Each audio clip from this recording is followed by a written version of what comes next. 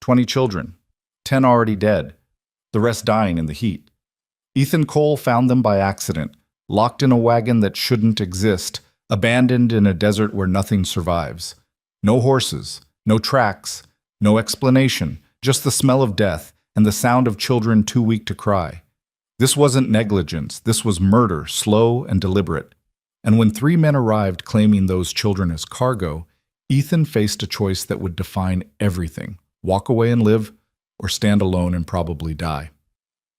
This is the story of what happened when one man refused to turn his back. If you're watching from anywhere in the world, drop your city in the comments. I want to see how far this story travels. And if it moves you, hit that like button. Now, let's begin. The desert didn't forgive mistakes. Ethan Cole had learned that truth over 15 years of hauling freight across the territories, 15 years of watching men die from thirst, heat, or simple stupidity. He'd seen wagons stripped to bones, horses collapsed mid-stride, entire camps swallowed by dust storms that erased them from existence. The desert was honest in its cruelty. It didn't lie, it didn't pretend. It simply took what you gave it and returned nothing. That's why the wagon bothered him.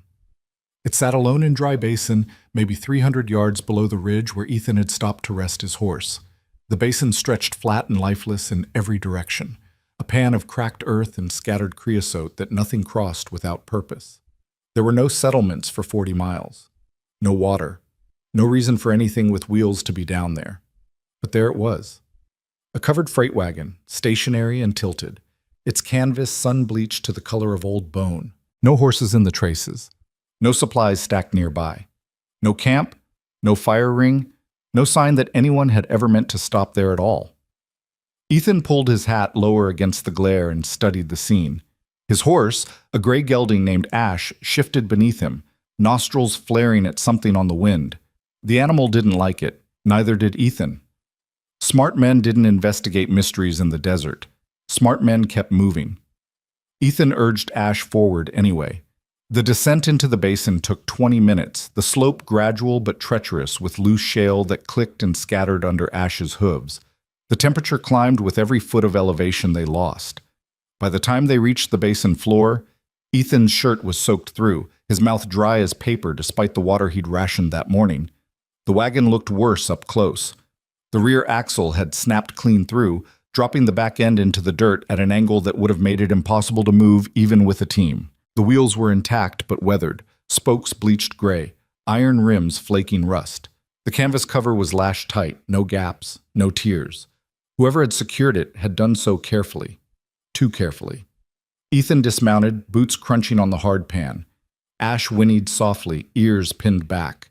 Ethan looped the reins over a wagon spoke and approached the rear gate. The smell hit him first. It came through the canvas, faint but unmistakable. The sweet, rotting thickness of death mixed with something sharper. Urine, sweat, human waste. Ethan's stomach turned. He'd smelled it before, in field hospitals during the war, in towns ravaged by fever. It was the smell of bodies failing, of life leaking away in the heat. He reached for the canvas ties. His hands moved mechanically, fingers loosening the knots even as his mind screamed at him to stop, to mount Ash and ride hard in any direction that led away. The last tie came free. Ethan pulled the canvas aside. Sunlight poured into the wagon bed, and Ethan saw them. Children. 20 of them, maybe more, packed into a space meant for cargo. Small bodies pressed together in the shadows, some sitting, some slumped, some lying motionless on the wooden floor. Their faces were streaked with dirt and dried tears. Their clothes, simple cotton dresses, threadbare shirts, patched trousers, hung loose on frames too thin, too fragile. Some stared at him with hollow eyes that didn't blink. Others didn't move at all. Ethan's breath caught in his chest. "Jesus Christ," he whispered. A girl near the back shifted slightly, her lips cracked and bleeding. She tried to speak, but no sound came out. Her hand lifted an inch off the floor, fingers trembling, then fell still. Ethan's training took over. He climbed into the wagon, knees hitting the boards, and moved toward the nearest child, a boy, maybe 8 years old, curled on his side. Ethan pressed 2 fingers to the boy's neck, searching for a pulse. Nothing. He moved to the next. A girl with blonde hair matted to her skull. No pulse. The next. A boy with a birthmark on his cheek. Gone. The next. The next. The next. 10 children. All dead. Some had been gone for days, their skin waxy and discolored. Others were more recent, still warm to the touch. Ethan's hand shook as he moved through them, checking each one, hoping for something different, finding only stillness.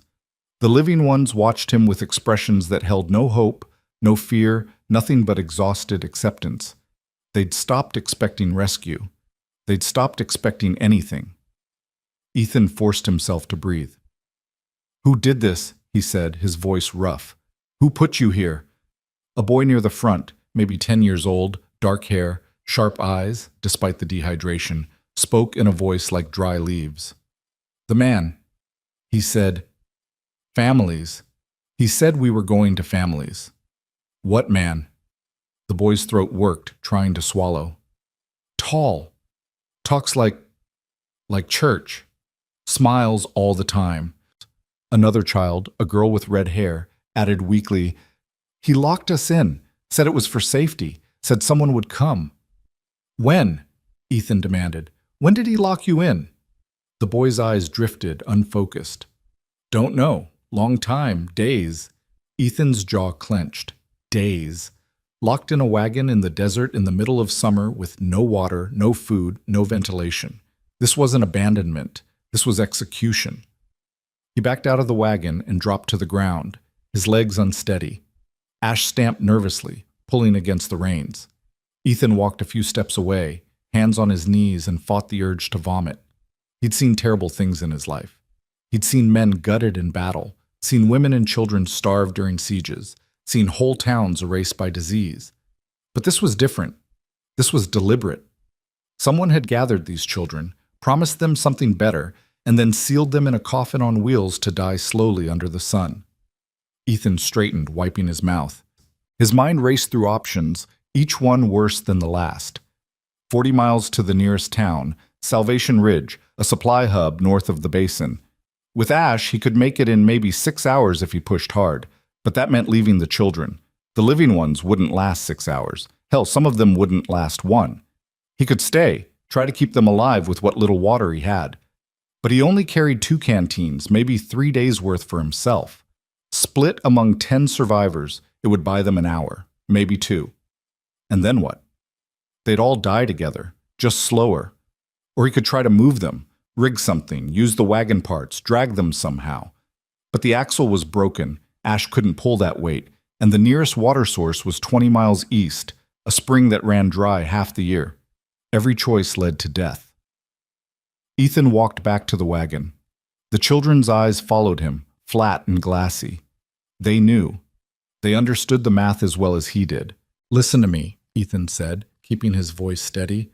"I'm going to help you. I don't know how yet, but I'm not leaving you here." The boy with dark hair blinked slowly. "You should go," he said, "before they come back." "Who's they?" "The men. They come sometimes, check on us." Ethan's blood went cold. When was the last time? The boy's face scrunched, thinking. "Yesterday. Maybe.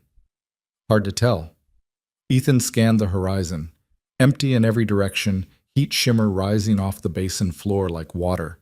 If someone was watching this place, they'd see him from miles away. He was already exposed. No choice now. He was in it. He moved back to Ash and pulled both canteens from the saddle, along with a canvas tarp he used for makeshift shelter. The sun was already vicious, climbing toward noon, and it would only get worse. First priority, shade. Second, water. Third, remove the dead. The thought made him sick, but it had to be done. The bodies would accelerate the deterioration of the living ones, both physically and mentally. Ethan spread the tarp from the wagon's side to the ground, angling it to create a triangle of shadow. It wasn't much, but it was something. Then he climbed back into the wagon. "Can any of you move?" he asked. 3 children shifted, 2 boys and a girl. The rest stayed motionless, either too weak or unconscious. "All right, I'm going to help you out, one at a time. We're going to get you into the shade." He started with the girl, maybe 7 years old, her arm covered in blisters from where the sun had found a gap in the canvas. She weighed almost nothing, bones and skin, and not much else. Ethan carried her out and set her gently on the tarp, then went back for the next. It took 30 minutes to move all 10 living children. By the time he finished, his shirt was drenched, his shoulders screaming, his throat raw from breathing the superheated air. The children lay in the shade, some curled together, others separate, all silent. Ethan opened the first canteen and knelt beside the nearest child, the boy with dark hair. "Small sips," he said, "just enough to wet your mouth." The boy drank like a man dying of thirst, because he was. Ethan had to pull the canteen away after 3 swallows. "Easy, too much, and you'll be sick." He moved down the line, giving each child the same careful ration. The water disappeared faster than he'd hoped. By the time he reached the last one, a tiny girl with black hair and skin so pale it looked translucent, the first canteen was empty. 1 canteen left, maybe 20 swallows total. Ethan capped it and set it aside. Then he turned back to the wagon. The dead had to be moved. He worked in silence, lifting each small body and carrying it away from the wagon, laying them in a row on the hard pan. His mind went blank as he did it, refusing to process what his hands were doing. 10 children, 10 lives that had ended badly, alone, terrified. When it was done, Ethan stood over the row and removed his hat. He wasn't a religious man, hadn't been since the war, but the moment demanded something. "I'm sorry," he said quietly. "I'm sorry I didn't find you sooner." The wind picked up, scattering dust across the bodies. Ethan replaced his hat and walked back to the living. The boy with dark hair was watching him. "You can't save us," he said. "Maybe not," Ethan replied, "but I'm going to try." "Why?" Ethan crouched down, meeting the boy's eyes. "Because someone should have tried before. Because this shouldn't have happened. And because if I walk away, I'm no different than the man who locked you in there." The boy's expression didn't change, but something shifted behind his eyes, something small and fragile that might have been hope. "What's your name?" Ethan asked. "Samuel." "All right, Samuel, I need you to tell me everything. Who brought you here? How many men? Where were you before this?" Samuel's voice was faint, but he pushed through. "We were at the orphanage, in Redstone.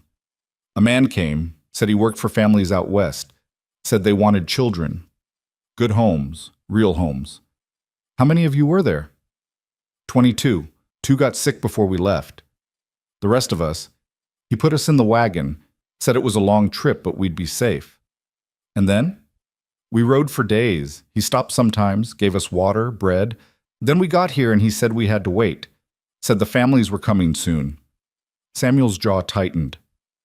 He locked the wagon, left us. Came back once, maybe twice. Didn't open it, just checked the lock and left again. Ethan's hands curled into fists. This man, what did he look like? Tall, thin, always wore black like a preacher, had a nice voice, made you want to trust him. Anyone with him? 2 others. Didn't talk much, just watched us. 3 men, armed probably. And if they'd been checking the wagon, they'd be back. Ethan stood, scanning the basin again. Still empty. But that wouldn't last.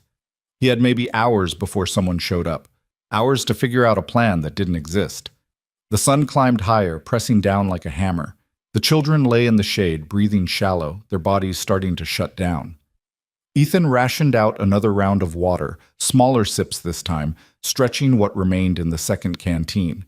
A girl with red hair, one of the ones who'd spoken earlier, tugged weakly at his sleeve. Are we going to die? Ethan looked at her, this child who'd been lied to, betrayed, left to rot in the heat. He wanted to tell her no. He wanted to promise she'd be fine. But he'd never lied to make someone feel better, and he wasn't going to start now. I don't know, he said. But I'm going to do everything I can to make sure you don't. She nodded slowly, accepting the honesty, and closed her eyes. Ethan stood and walked to the edge of the shade, staring out at the empty basin. 40 miles to Salvation Ridge. No horse could carry 10 children. No man could walk them that far. Not in this heat. Not in their condition. He was trapped. They were all trapped. And somewhere out there, the men who'd done this were coming back. Ethan checked his revolver, a Colt .45 he'd carried since the war. 6 rounds. He had a rifle in his saddle, a Winchester with maybe 10 more in the stock. 16 bullets against 3 men, maybe more. Not great odds, but he'd survived worse. The afternoon dragged on, the heat reaching brutal levels that turned the air thick and hard to breathe. Ethan kept the children hydrated as best he could, used his own shirt to wipe the sweat from their faces, whispered reassurances he didn't believe himself. One of the younger boys, maybe 6, with a mop of brown hair, stopped breathing around 3 o'clock. Ethan tried to revive him, pressing on his chest, breathing into his mouth, but it was too late. The boy's body had simply given out. Ethan carried him to the row of dead and added him to the line. 11 now. 9 left. As the sun began its slow descent toward the western horizon, Ash suddenly lifted his head, ears pricked forward. Ethan turned, hand moving instinctively to his revolver. Riders, 3 of them, coming from the north, still distant but closing fast. They moved with purpose, not the wandering pace of travelers. They knew exactly where they were going. Ethan's pulse quickened. He moved to the children. "Stay quiet," he said. "Don't say anything unless I tell you to." Samuel met his eyes. "They're going to kill you." "Maybe," Ethan said. "Or maybe I kill them first."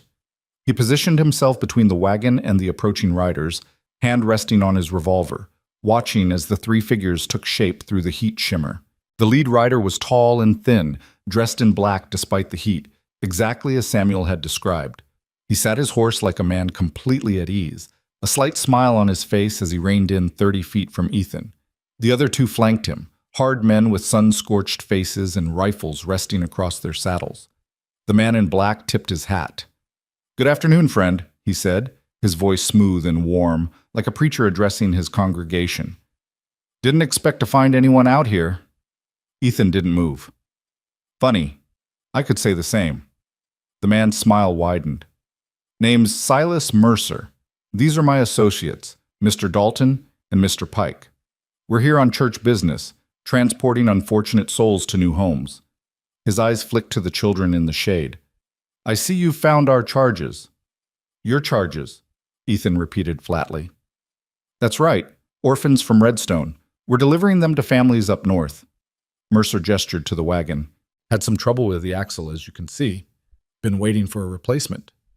"In a locked wagon, in the middle of the desert, with no water." Mercer's expression didn't change. "A necessary precaution, I'm afraid. Children can be unpredictable. Wander off, get lost. Safer to keep them secure until we're ready to move." Ethan's jaw tightened. 11 of them are dead. "A tragedy," Mercer said, shaking his head sadly. "The heat, you understand. We did what we could, but the Lord works in mysterious ways. The Lord didn't lock them in that wagon. You did." The 2 men flanking Mercer shifted, hands moving closer to their weapons. Mercer raised a hand, stopping them.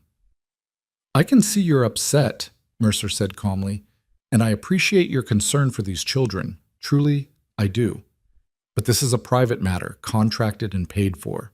I'm going to have to ask you to step aside and let us handle things from here." "No." Mercer's smile faded slightly. "I'm sorry? I said no." Ethan's voice was flat, final. "These children aren't cargo. They're not going anywhere with you." "Friend, I don't think you understand the situation." "I understand fine," Ethan interrupted. "You're running some kind of operation, selling kids or worse. You left them here to die because it was easier than dealing with them. And now I'm standing in your way." Mercer's eyes hardened, the preacher facade cracking. "That's a dangerous position to take."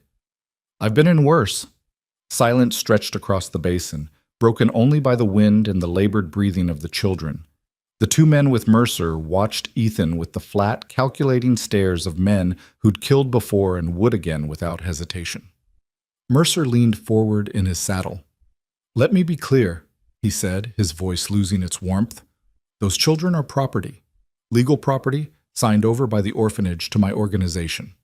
You're interfering with a legitimate transaction." "There's nothing legitimate about leaving kids to die in a locked wagon." "Your interpretation," Mercer said.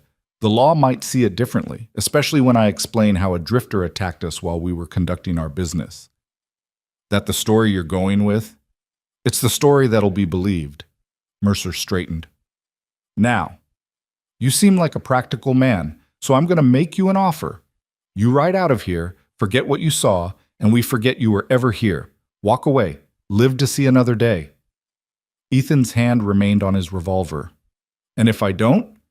Mercer's smile returned, cold and empty.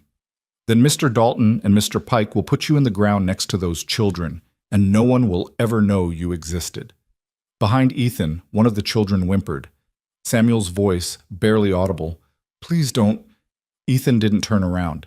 He kept his eyes locked on Mercer, reading the man's body language, the subtle tells that would come before violence. Here's my counteroffer, Ethan said quietly. You turn those horses around and ride out. Leave the children. I'll get them to Salvation Ridge, tell the authorities what happened. You'll have a head start. Might even make it to Mexico before they catch up.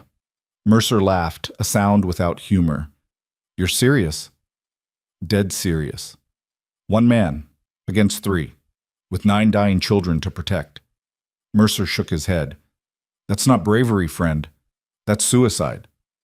Maybe, Ethan said, but I've made my choice. Question is, have you made yours? The moment hung suspended, the desert holding its breath.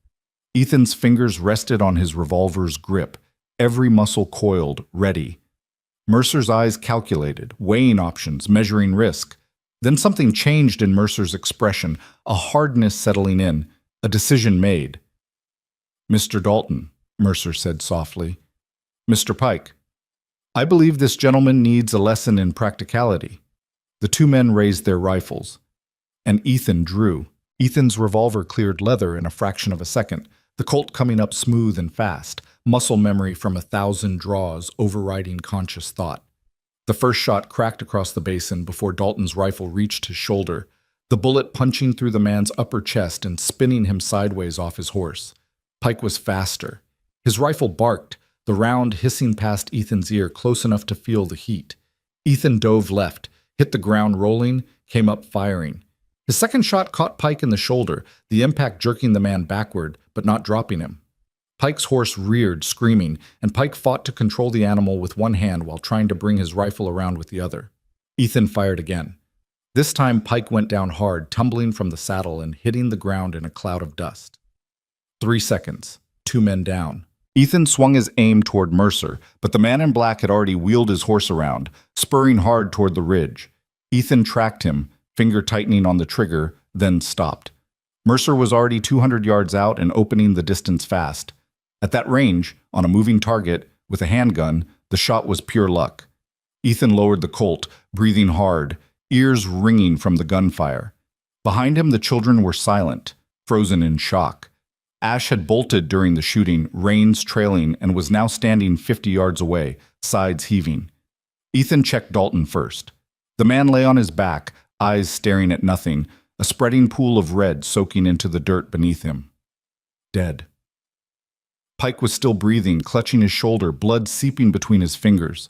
The rifle shot had shattered his collarbone. He'd live, but he wasn't going anywhere. Ethan kicked Pike's rifle away, then moved to collect the other weapons. 2 Winchesters, a shotgun from Dalton's saddle, and a revolver from each man. He dumped them in a pile near the wagon, then returned to Pike. The man glared up at him through pain-glazed eyes. You're dead, he rasped. Mercer will come back. He'll bring others. You're dead. Maybe, Ethan said, but right now you're the one bleeding. He pulled Pike to a sitting position against the wagon wheel, drawing a grunt of pain from the man. Pike's shoulder was a mess, bone fragments visible through the torn flesh. Ethan had seen worse wounds, but not many that didn't kill eventually from infection. Where were you taking them? Ethan asked. Pike spat blood. Go to hell. Ethan crouched down, meeting the man's eyes. You're going to bleed out in a few hours if that wound isn't treated. I can help you, or I can leave you here to die slow. Your choice. Where were you taking the children? Pike's face twisted with pain and calculation. Finally, he spoke. Rail station. 3 days west. Man named Culligan runs it. He pays for orphans. $50 a head. Pays for what? Whatever he wants. Labor. Worse things. Pike's mouth twisted into something like a smile. You think you saved them? You just delayed it. There's always another buyer. Always another deal. Ethan's jaw clenched. How many times have you done this? Enough. Orphanages are full of kids nobody wants. Easy pickings. Mercer talks pretty, signs papers, and we haul them out. Clean, legal, profitable. Nothing about this is legal. Pike laughed, a wet, painful sound. Legal's whatever the law says it is. And out here, there ain't no law, just money and guns. And you're on the wrong side of both. Ethan stood, looking down at the wounded man. Pike was probably right about Mercer coming back. The man had run, but he wouldn't run far. Not with money on the line and witnesses to eliminate. Ethan had maybe hours, possibly less, before this situation got worse. He walked back to the children. They stared at him with wide eyes, some frightened, some awed, all confused. Samuel was the only one who looked unsurprised. Is he dead? Samuel asked, nodding toward Dalton. Yes. Good. The word was delivered without emotion, just a simple statement of fact. Ethan knelt beside the boy. Listen to me. That man who rode away? He's going to come back, probably with more men. We can't be here when that happens. We can't walk, Samuel said. Most of us can barely sit up. I know. Ethan's mind raced through options, discarding each one as fast as it formed. The horses, Dalton's and Pike's mounts had bolted during the gunfight, disappeared somewhere into the basin. That left Ash, who could carry maybe 2 children if pushed. The wagon was useless with the broken axle. Walking was suicide. Unless... Ethan stood and moved to the wagon, examining it more carefully. The rear axle was snapped, but the front was intact. The wheels still turned. If he could separate the front section from the back, reduce the weight, maybe fashion some kind of sledge or travois. He pulled his knife and started cutting away the canvas, exposing the wagon's frame. The bed was constructed in 2 sections, bolted together at the middle. With the right leverage, he could potentially remove the rear half entirely, leaving just the front section attached to the wheels and tongue. It would be lighter. Not light, but lighter. Ethan worked fast, using tools from Dalton's saddlebags. A wrench, a pry bar, a hammer. The bolts were rusted and stubborn, fighting him every turn, but he forced them loose one by one. Sweat poured down his face, his hands cramping, his back screaming, but he kept going. Samuel watched him work. What are you building? Something to pull you, Ethan grunted, leveraging the pry bar against a particularly stubborn bolt. Can't carry everyone, can't leave you, so we improvise. Improvise means guess, right? Pretty much. That's not encouraging. Ethan almost smiled. The kid had spirit, even half dead from dehydration. You got a better idea, I'm listening. Samuel was quiet for a moment. Then, the man, Mercer. He talked about a relay station, said it was on the way to the rail stop, maybe 20 miles south. Ethan paused, considering. A relay station meant water, possibly supplies, maybe even people. 20 miles was better than 40. Still impossible with dying children, but less impossible.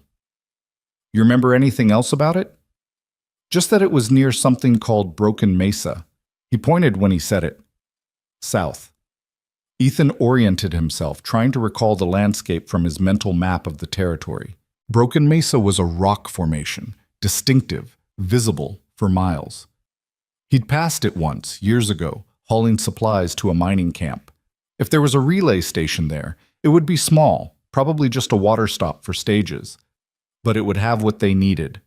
20 miles, with makeshift transport, in desert heat, with 9 children barely clinging to life.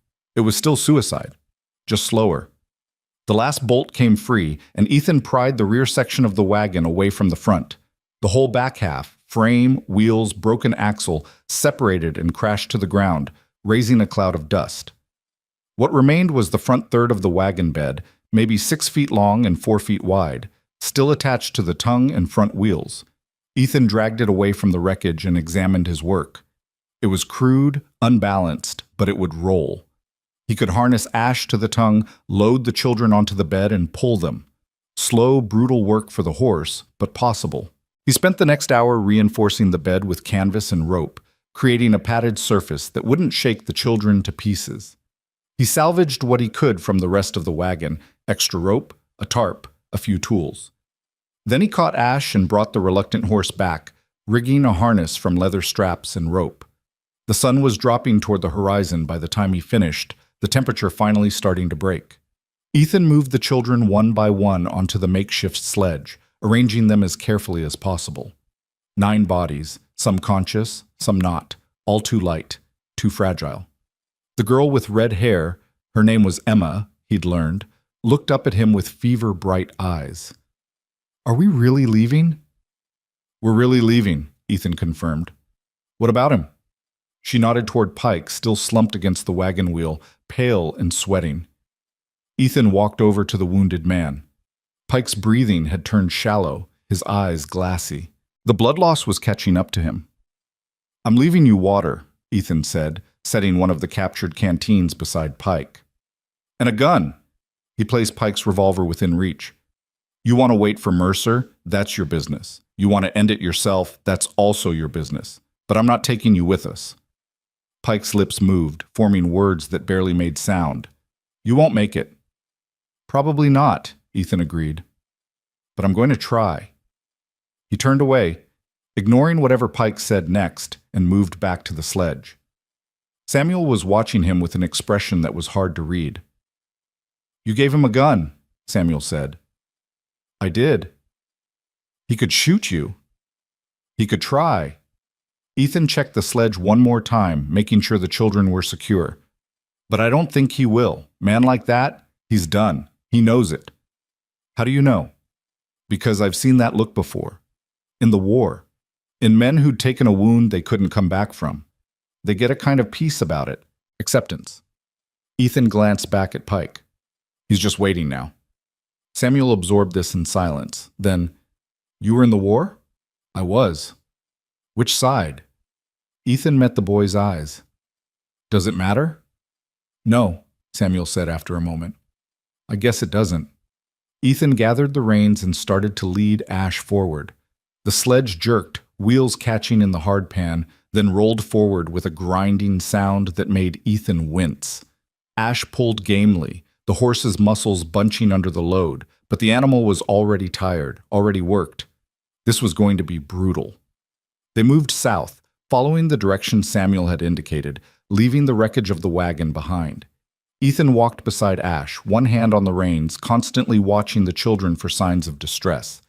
Every 50 yards he stopped to check on them, to adjust someone who'd shifted, to give tiny sips of water. The water situation was desperate. Between what he'd started with and what he'd taken from Dalton and Pike, he had maybe 4 canteens total.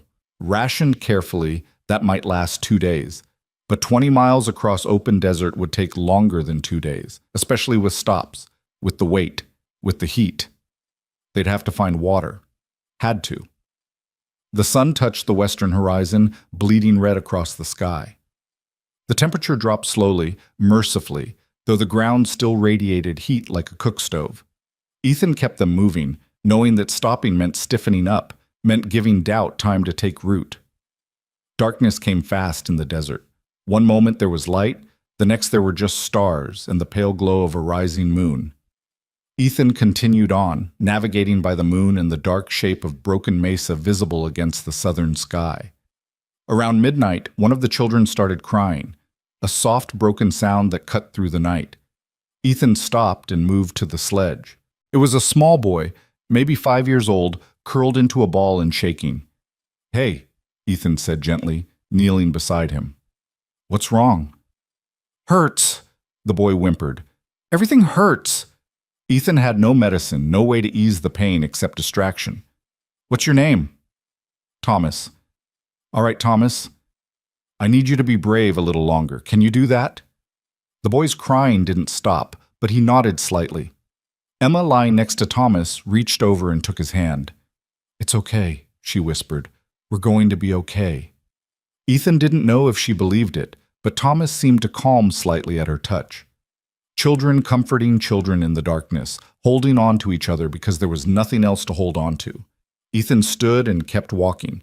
The hours blurred together. Walk, stop, check the children, give water, keep moving.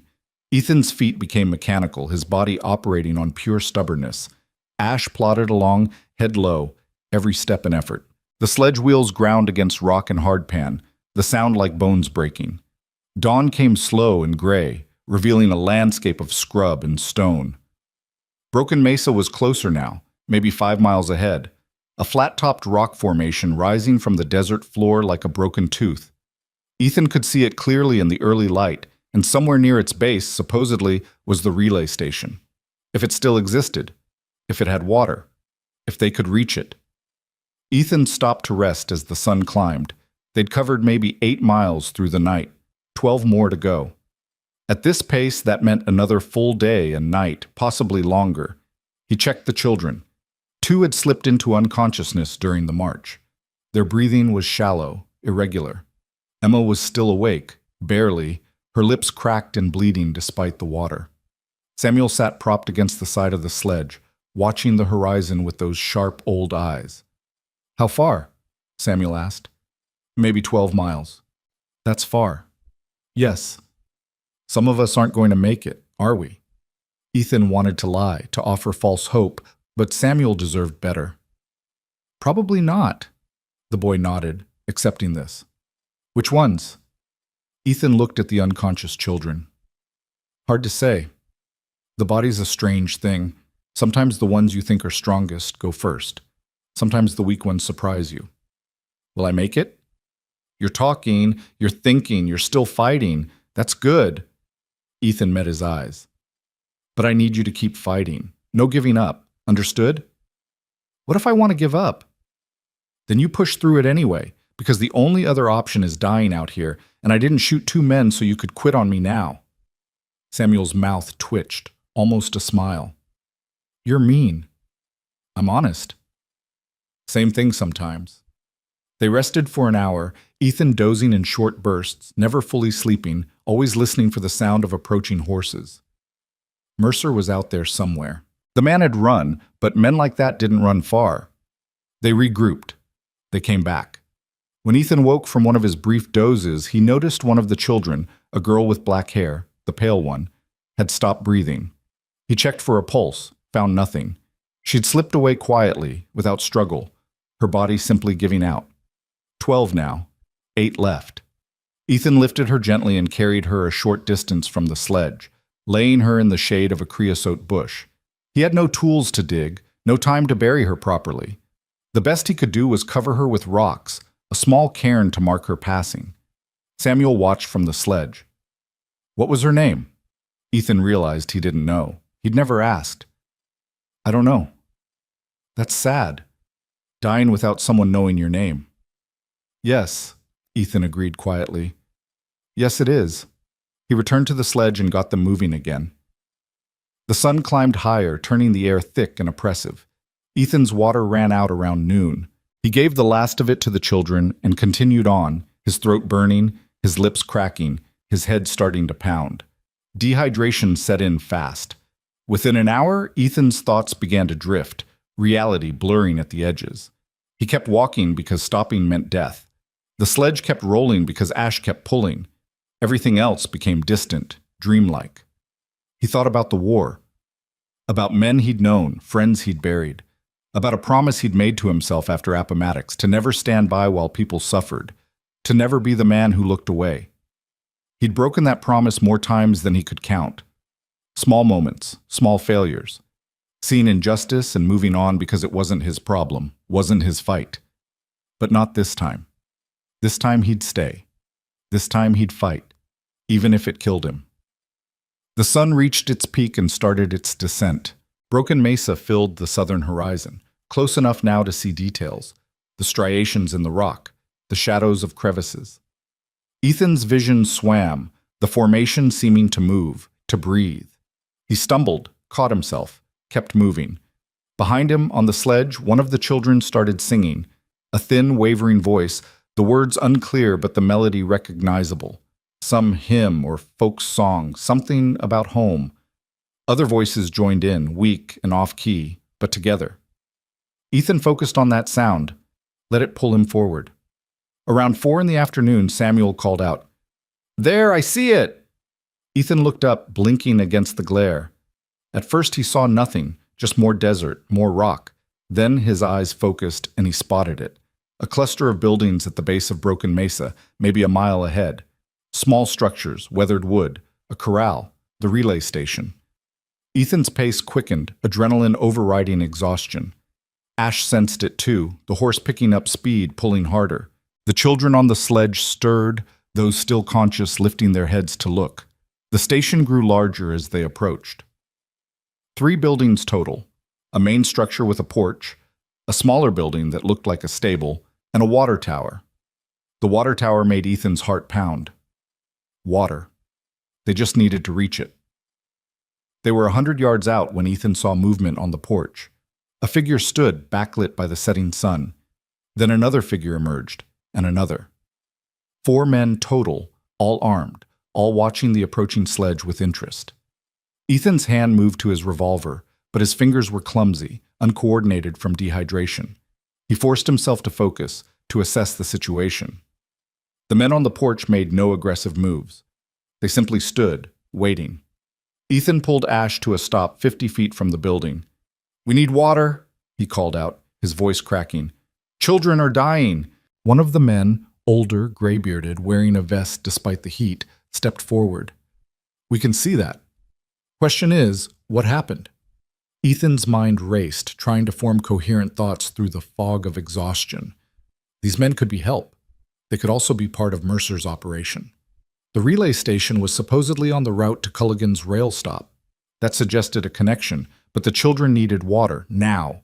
Whatever risk came with these men was secondary to that immediate need. "We were attacked," Ethan said, keeping it vague. "Wagon broke down. These kids were left to die. I'm trying to get them to Salvation Ridge." The gray-bearded man studied Ethan for a long moment, then glanced at his companions. Some silent communication passed between them. Finally, he nodded. "Bring them inside," he said. "We'll get them water, food, whatever they need." Ethan didn't move. "Why? Why what? Why help us?" The man's expression hardened slightly. "Because I'm not a monster. Now bring those children inside before they die on my doorstep." Ethan hesitated one more moment, then led Ash forward. The men on the porch moved aside, creating space. Ethan guided the sledge right up to the steps, then started lifting children down, carrying them one by one into the building. The interior was simple, a large room with a fireplace, a few tables, some bunks along the wall. It was blessedly cool compared to outside, the thick walls keeping out the worst of the heat. The gray-bearded man directed Ethan to lay the children on the bunks, while one of the other men pumped water from a hand pump in the corner. Water flowed into a bucket, clear and cold. Ethan grabbed a ladle and brought it to the nearest child's lips, supporting her head as she drank. The water spilled down her chin, but some made it into her mouth. She swallowed, coughed, swallowed again. Ethan moved to the next child, then the next, giving each one water with shaking hands. The gray-bearded man helped, moving efficiently, checking pulses, assessing conditions with practiced ease. "You a doctor?" Ethan asked. "Was, long time ago, field surgeon in the war. These days I just run this station." He looked up from examining Emma. "Name's Garrett Hayes. This is my place." "Ethan Cole." Hayes nodded, then returned his attention to Emma. Her breathing had improved with the water, her eyes focusing better. "She'll make it," Hayes said. "Most of them will now that they've got water. But they need rest, food, proper care." "2 of them are unconscious," Ethan said, gesturing to the bunks where the unresponsive children lay. Hayes moved to check them, his expression grave. He spent several minutes working, checking vitals, trying to rouse them. Finally, he stood and shook his head. "One's gone already, the other—" He trailed off. "Maybe an hour, maybe less. Body's too far gone." Ethan closed his eyes, grief and exhaustion washing over him. 13. 7 left. He'd brought them this far, and still they were dying. "You did what you could," Hayes said quietly. "More than most would have, but you can't save everyone." "Doesn't make it hurt less." "No, it doesn't." Hayes gave instructions to his men. Bring food, blankets, anything to make the children comfortable.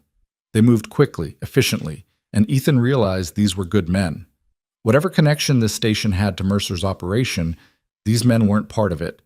Ethan collapsed into a chair, his body finally giving out now that the immediate crisis had passed.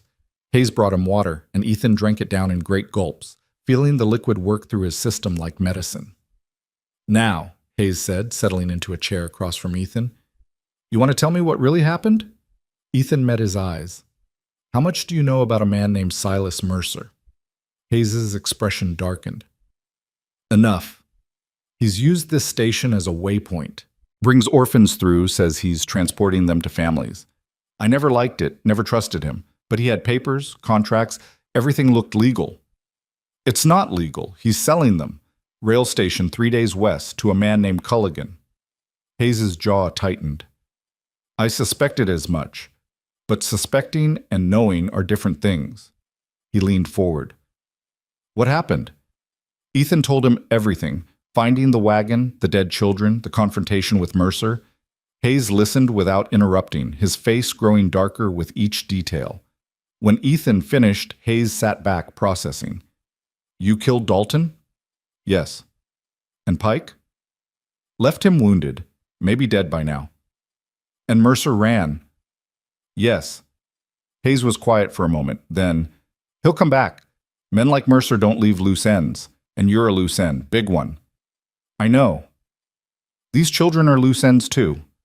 "I know that too." Hayes stood and walked to the window, looking out at the desert bathed in orange sunset light. "How many men you think he'll bring?" "As many as he can gather. 5, maybe 10. We've got 4 here, counting you, not great odds." "I'm not asking you to fight," Ethan said. "This isn't your battle." Hayes turned, meeting his eyes. "Those children are in my station. That makes it my battle." He gestured to his men. "They feel the same. We've all got reasons to hate men like Mercer, men who prey on the weak." One of Hayes's men, a younger fellow with a scar across his cheek, spoke up. "I was an orphan once, lived through things no kid should. If Mercer's doing what you say, I want him stopped." The others nodded agreement. Ethan felt something loosen in his chest. He wasn't alone. For the first time since finding that wagon, he wasn't alone. "All right," Hayes said, his voice taking on a military precision. "If we're doing this, we do it smart. Mercer knows this station, knows the layout. We need to use that against him." They spent the next hour planning, preparing. Hayes's men checked weapons, reinforced the doors and windows, positioned supplies. The station became a fortress, crude but defensible. As night fell, Samuel found Ethan sitting on the porch, watching the darkness. The boy sat down beside him, quiet for a long moment. "Thank you," Samuel finally said. Ethan glanced at him. "For what?" "For not leaving us. For killing those men. For caring. Someone should have cared before it got this far." "But they didn't. You did." Samuel's voice was steady, mature beyond his years. "That matters." Ethan didn't know how to respond to that, so he just nodded. They sat together in silence, watching the stars emerge. Somewhere out there, Mercer was gathering men, preparing to come back. Somewhere out there, death was riding toward them. But right now, in this moment, 7 children were alive who shouldn't be. 7 children who had a chance. And Ethan would fight to give them that chance, whatever it cost. The night deepened. Inside the station, Hayes posted guards at the windows. The children slept, their breathing steadier now, their bodies beginning to heal. And Ethan waited for what morning would bring, knowing it would bring blood and violence and a reckoning long overdue. The attack came with the dawn, exactly as Ethan had expected. He'd been awake for hours, sitting near the window with his Winchester across his knees, watching the horizon slowly emerge from darkness. The desert transformed in stages, first black, then gray, then pale blue as the sun prepared to break. Hayes stood at another window, equally vigilant, while his men rotated guard positions throughout the night. The children slept fitfully on the bunks, their small bodies finally getting the rest they desperately needed. One more had died during the night, a boy named Jacob who'd simply stopped breathing around 3 in the morning. Hayes had moved him to a back room, covering him with a blanket, adding another name to the list of those who hadn't made it. 6 children left. 6 lives depending on what happened in the next few hours. Ethan spotted the riders when they were still a mile out, dark shapes moving against the lightning sky. He counted them carefully. 7 horses, 7 men. Mercer had brought reinforcements, just as predicted. "They're coming," Ethan called softly. Hayes moved to his position, peering through the gap they'd left in the shuttered window. 7. That's more than I hoped. But fewer than I feared, Ethan replied. Could be worse. The younger man with the scar, his name was Martin, checked his rifle nervously. Could be better too. Always could be, Hayes said. But we work with what we've got. Remember the plan. Let them get close. Wait for my signal. And for the love of everything, don't shoot unless you've got a clear target. We don't have ammunition to waste. The riders approached slowly, cautiously, spreading out as they neared the station. They weren't charging in blindly. Mercer was being smart, careful, treating this like what it was, a tactical assault on a defended position. Ethan recognized Mercer in the center of the group, still dressed in black, sitting his horse like a man completely in control. The other riders looked like hired guns, hard men with weathered faces and cold eyes, the kind who killed for money and asked no questions. They stopped about 100 yards out, just beyond effective rifle range. Mercer nudged his horse forward a few more steps, then called out in that smooth preacher voice, "Mr. Cole, I know you're in there. I can see your horse in the corral, and I know Mr. Hayes is with you. I recognize his men's mounts as well." Hayes muttered a curse. "Observant bastard." Mercer continued, "I'm prepared to make this simple. Send out the children and we'll leave peacefully. No one else needs to die. You've made your point, shown your courage. Now let's all be reasonable adults about this." Ethan stayed silent, letting Mercer talk. "Come now," Mercer called after a pause. "Surely you realize your position is untenable.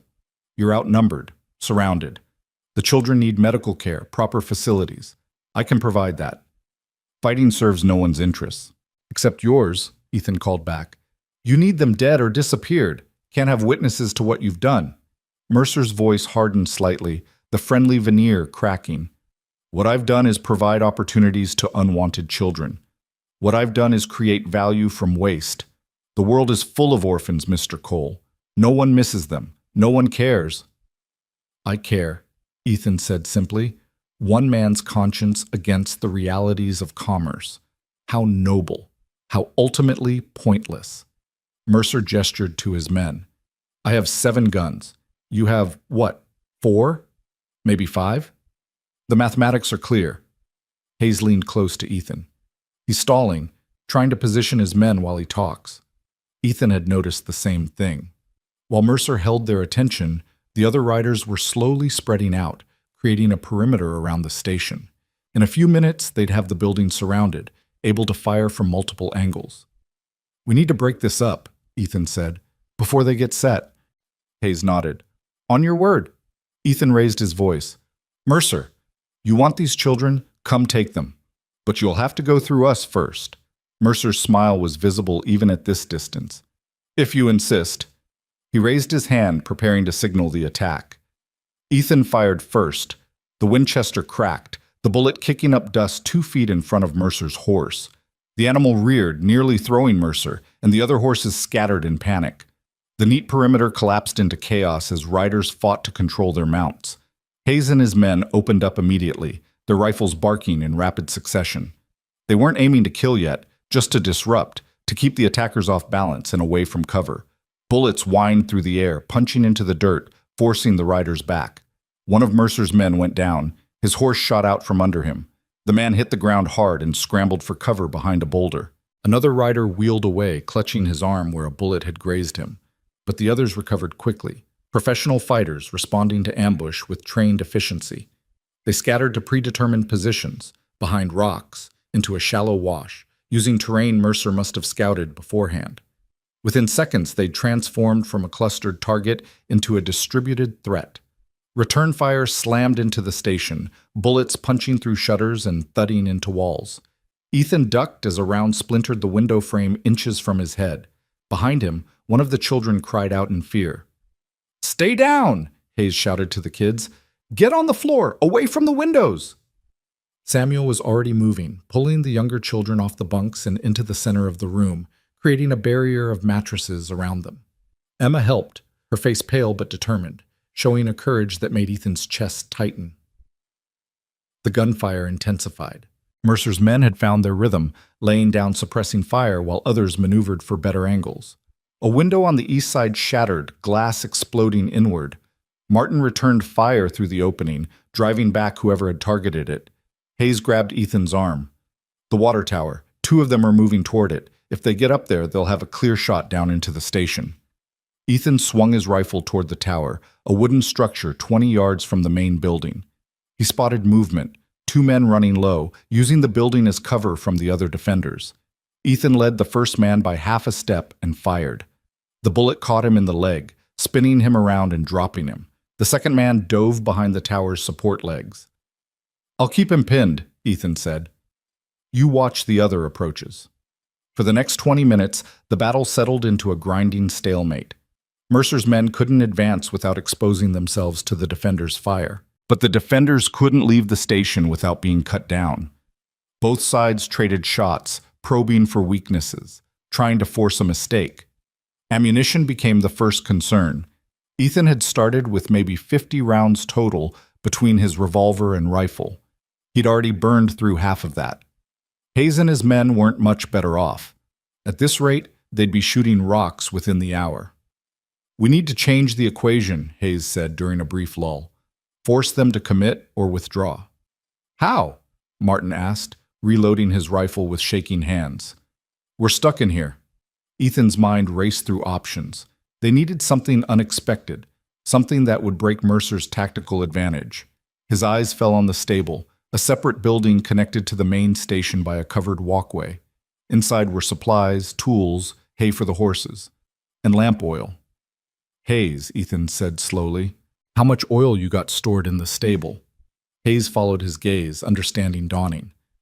3 barrels. For the lamps and... oh. A grim smile crossed his face.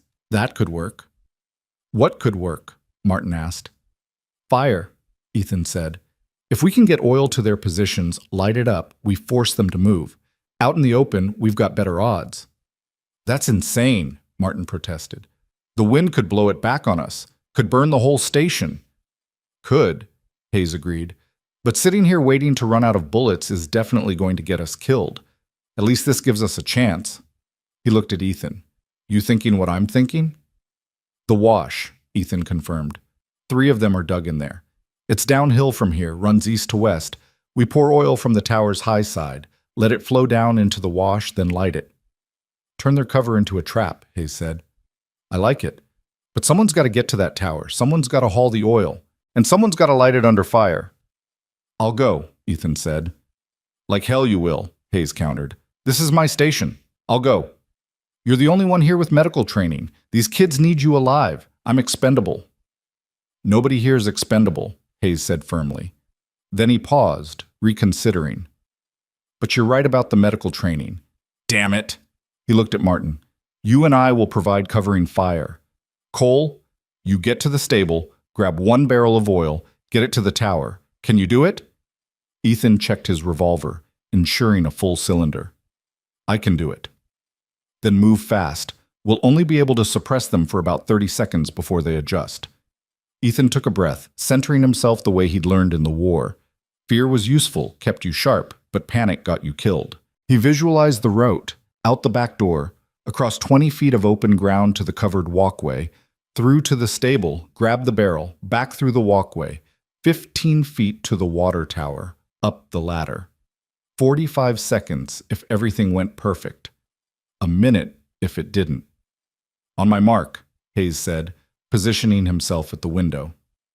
Martin took the east window, rifle ready.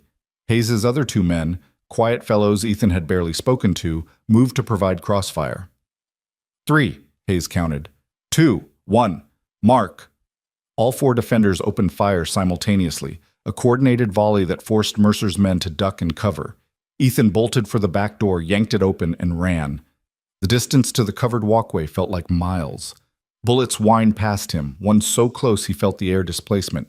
He hit the walkway at full sprint, his boots pounding on wooden planks, and burst into the stable. The oil barrels sat against the far wall.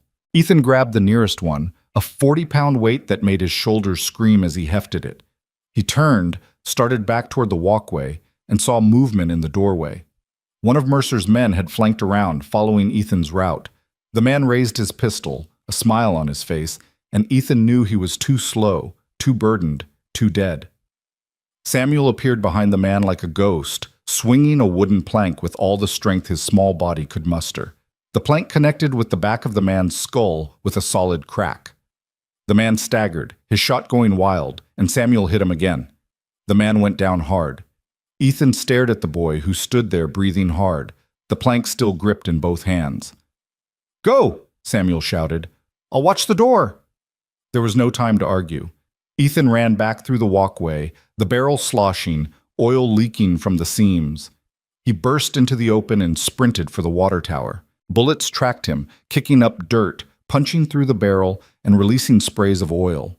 Ethan reached the tower's base and started climbing the ladder one-handed, the barrel clutched against his chest. Each rung was agony, his muscles burning, his grip slipping on the oil-slicked metal. But he climbed, fueled by desperation and the knowledge that stopping meant death. He reached the platform at the top, a narrow walkway circling the water tank. From here, he could see the entire battlefield. Mercer's men in their positions, Hayes and his men in the station, the wash running like a scar across the desert floor. Ethan tipped the barrel over the platform's edge, aiming for the high point above the wash. Oil glugged out, thick and dark, splashing onto the rocks and running downhill exactly as planned. It flowed into the wash, pooling around the positions where 3 of Mercer's men sheltered. The men noticed too late. They scrambled to move as the oil spread, but the wash's walls were steep, the bottom slick with the spreading liquid. Ethan pulled a match from his pocket, struck it against the tower's rough wood, and dropped it. The oil caught with a whoosh that Ethan felt as much as heard. Flames raced down the slope and into the wash, following the oil's path, engulfing everything in their path. The 3 men in the wash screamed and ran, their clothes catching fire, their positions abandoned. Hayes's men cut them down as they emerged, showing no mercy. The fire burned hot and fast, consuming the oil and creating a wall of smoke that obscured half the battlefield. Mercer's remaining men, 3 now, including Mercer himself, pulled back, regrouping behind a cluster of boulders 100 yards out. Ethan climbed down from the tower, his hands shaking from adrenaline. He made it back to the station, where Hayes clapped him on the shoulder. "Damn fine work, Cole." "Samuel saved me," Ethan said. "Took down one of them with a plank?" Hayes's eyebrows rose. "That kid's got steel in him." Samuel stood near the back door, still holding the plank, looking simultaneously proud and terrified. Ethan walked over and gently took the plank from the boy's hands. "You shouldn't have done that," Ethan said quietly. "Could have gotten killed." "So could you," Samuel replied. "Fair's fair." Ethan couldn't argue with that logic. Outside, the gunfire had stopped. The wash still burned, smoke rising in a black column visible for miles. 3 of Mercer's men were dead or dying. 1 was wounded at the base of the tower. That left 3, Mercer and 2 others. Hayes studied the remaining positions through his rifle's sights. "They're pinned, can't advance through the fire, can't flank without crossing open ground. Mercer's got to be calculating his options." "He'll try to negotiate," Ethan predicted.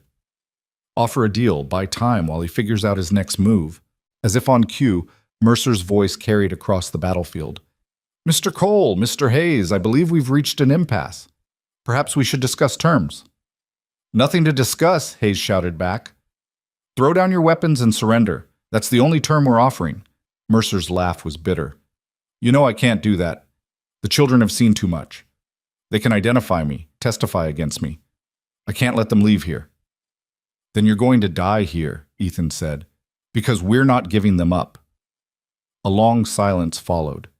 Ethan could almost hear Mercer thinking, weighing his dwindling options. The man was trapped by his own crimes, backed into a corner by witnesses he couldn't afford to leave alive. When Mercer spoke again, his voice had changed, harder, colder, the preacher facade completely gone. "You're forcing my hand, gentlemen. I didn't want it to come to this, but you leave me no choice." Movement caught Ethan's attention.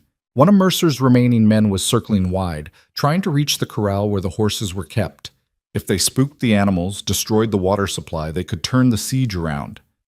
"Martin," Hayes snapped. "That rider heading for the corral. Drop him." Martin fired, but his shot went wide. The rider reached the corral and started cutting the fence rails. Horses whinnied and scattered, ash among them, the animals bolting into the desert. "Damn it," Hayes cursed. "There goes our mobility." Ethan tracked the rider with his Winchester, waiting for a clear shot. The man finished destroying the fence and turned toward the water tower, pulling something from his saddlebag. A torch. He was going to try to burn them out. Ethan fired. The bullet caught the man in the chest, dropping him instantly. The torch fell from his hands, landing in the dirt and sputtering out. Two left, just Mercer and one other man. The realization seemed to hit Mercer at the same moment. Ethan saw the man's posture change, saw him turn and speak urgently to his last companion. They were finished, and they knew it. Hayes saw it too. "They're going to run, both of them." "Let the other one go," Ethan said. "But Mercer doesn't leave. He's the head of this thing. Cut off the head, the body dies." Hayes nodded grimly. "Agreed." They waited, weapons ready.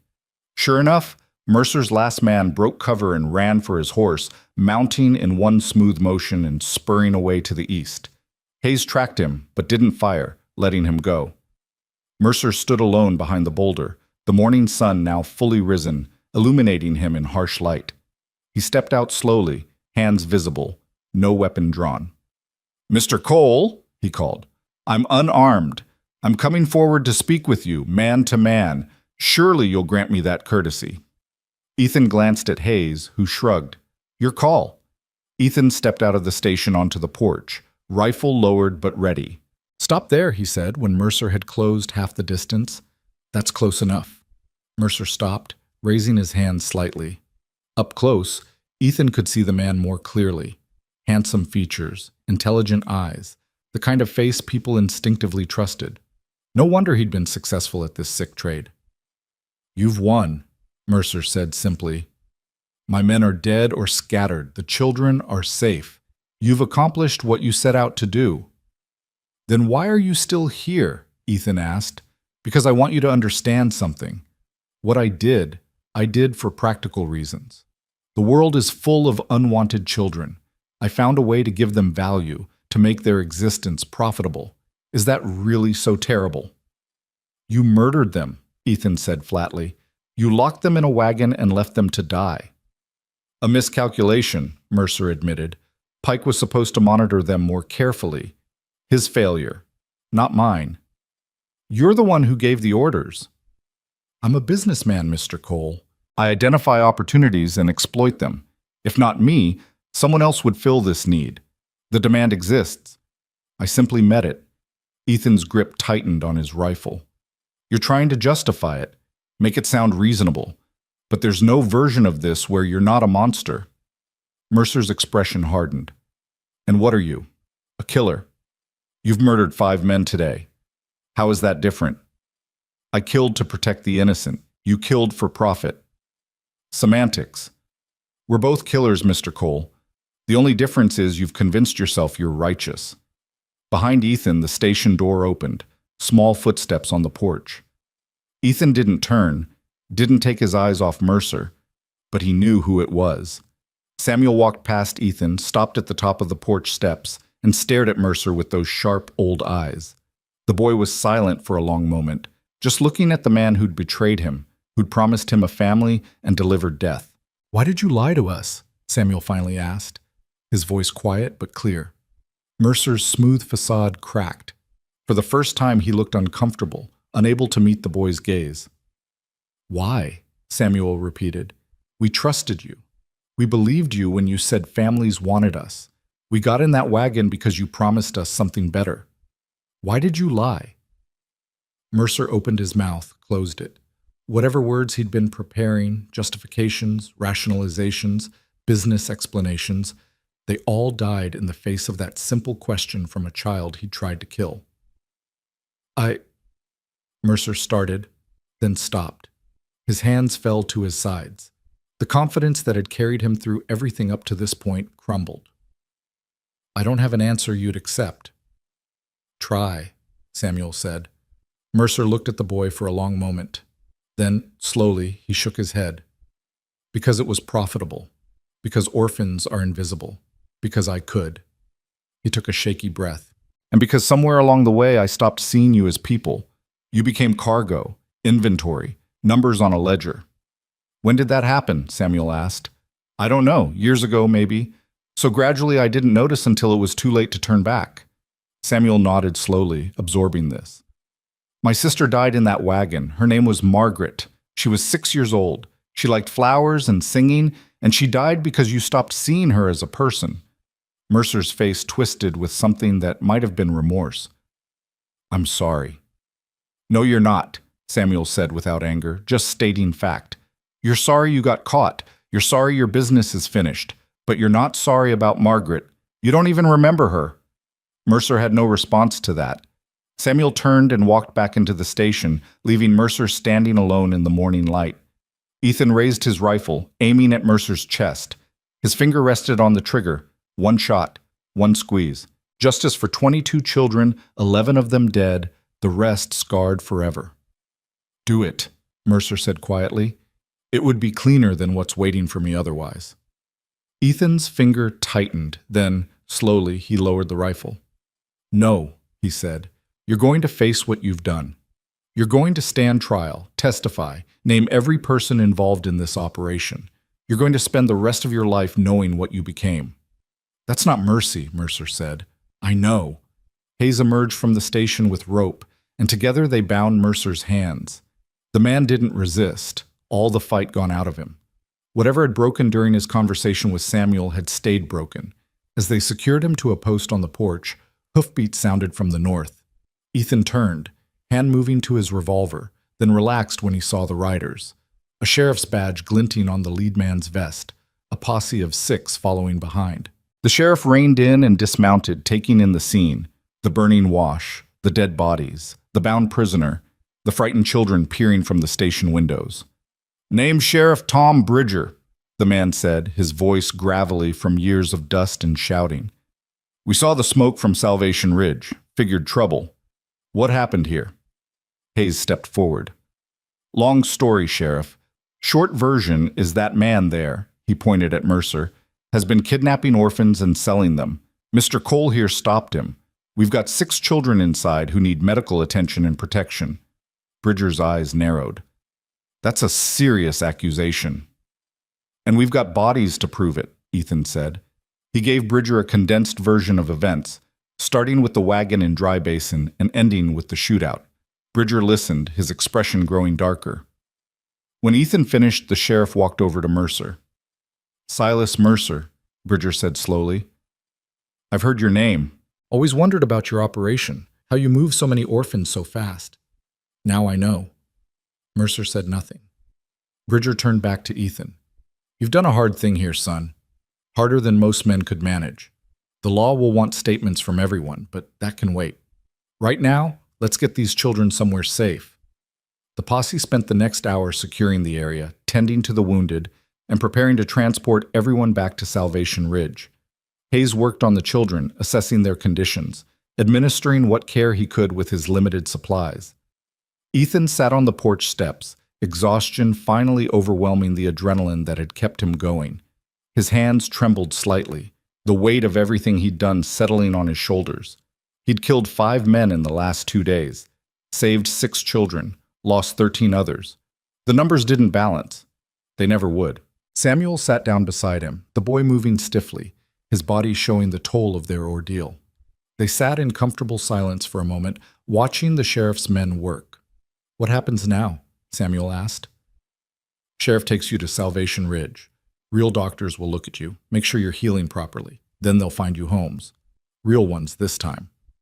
What about you? I go back to hauling freight, I guess. Back to my life. Samuel considered this. Will you forget about us? Ethan looked at the boy, at this child who'd shown more courage than most soldiers Ethan had known. No, he said honestly. I don't think I could, even if I wanted to. Good, Samuel said. Because I won't forget you either. None of us will. Emma joined them on the steps, along with two other children, Thomas, the small boy who'd cried during the march, and a girl named Claire. They gathered around Ethan, these survivors, these children who'd been to hell and somehow made it back. You gave us a chance, Emma said softly, when no one else would. Ethan didn't know what to say to that, so he just nodded. The sun climbed higher, burning away the last of the night's coolness. Sheriff Bridger approached, his face grave. We found the bodies, he said, from the wagon, and we found Pike dead where you left him. That makes 13 children total. Who didn't survive? 14, Ethan corrected. One died last night here at the station. Bridger removed his hat, running a hand through his hair. 14 children. Christ, this is going to be national news. Papers will run it for weeks. Good, Hayes said, joining them. Maybe it'll wake people up to what's happening in these orphanages, how vulnerable these kids are. Maybe, Bridger agreed, and Mercer's going to talk. He'll give up names, locations, everyone involved. We can shut this whole operation down. What about the man who was buying them? Ethan asked. Culligan, at the rail station. We'll get him, Bridger promised, and anyone else Mercer names. This ends now. As they prepared to leave, Ethan walked over to where Mercer sat, still bound to the post. The man looked smaller somehow, diminished. The confidence and charisma completely evaporated. Those children in there, Ethan said quietly, they're going to live full lives. They're going to grow up, have families of their own, tell their children and grandchildren about what happened. And your name will be remembered as the monster in their story, the man they survived. That's your legacy now. Mercer looked up at him, and for a moment Ethan saw something human in those eyes. Regret, maybe, or shame. But it was gone quickly, replaced by empty resignation. I know, Mercer said. Ethan turned away and didn't look back. The journey to Salvation Ridge took the rest of the day. The sheriff's posse had brought a proper wagon, and the children rode in relative comfort, cushioned by blankets and attended by Hayes. Ethan rode alongside on a horse Bridger had provided, his body aching from wounds he hadn't even noticed acquiring during the fight. They reached Salvation Ridge as the sun set, the town's lights appearing like stars against the darkening desert.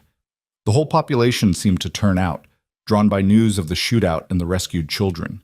A doctor took charge immediately, ushering the kids into his office, while the town's women brought food, water, and concerned questions. Ethan found himself telling the story again and again, to the mayor, to concerned citizens, to a reporter who'd somehow materialized with notebook and pencil. Each telling was exhausting, forcing him to relive moments he'd rather forget. Finally, late into the night, he escaped to a boarding house room Bridger had arranged. He sat on the bed, too tired to even remove his boots, and stared at the wall. A soft knock came at the door. Ethan opened it to find Hayes standing in the hallway. Thought you might need this? Hayes said, offering a bottle of whiskey. Ethan took it gratefully. Thanks. Hayes sat in the room's single chair while Ethan took a long pull from the bottle. The whiskey burned, settling his nerves slightly. You did good today, Hayes said. Better than good. Exceptional. Doesn't feel exceptional. Feels like I lost. You saved 6 children who would have died otherwise. That's not losing. Tell that to the 14 I couldn't save. Hayes was quiet for a moment. You know what I learned in the war as a field surgeon? You can't save everyone. Sometimes you have to choose. Sometimes you do everything right, and people still die. And sometimes you do everything wrong, and people still live. The only thing you can control is whether you try. And if trying isn't enough, then at least you tried. At least you stood when others would have walked away. Hayes leaned forward. Those 6 children wouldn't be alive without you. That has to count for something. Ethan took another drink, wanting to believe it, wanting the numbers to balance in some cosmic ledger that made the deaths worth the saves. Get some sleep, Hayes said, standing. Doctor says the children will be recovered enough to talk in the morning. They'll want to thank you properly. After Hayes left, Ethan finally pulled off his boots and lay back on the bed. Sleep came hard, filled with dreams of locked wagons and dying children, and a choice he'd make again despite knowing how it would end. Because Hayes was right. Some things were worth the cost, even when the cost was nearly everything. Morning brought clarity and pain in equal measure. Ethan woke to sunlight streaming through the boarding house window and the immediate awareness of every injury his body had sustained over the past 3 days. His shoulders ached from hauling the sledge. His hands were raw from rope and reins.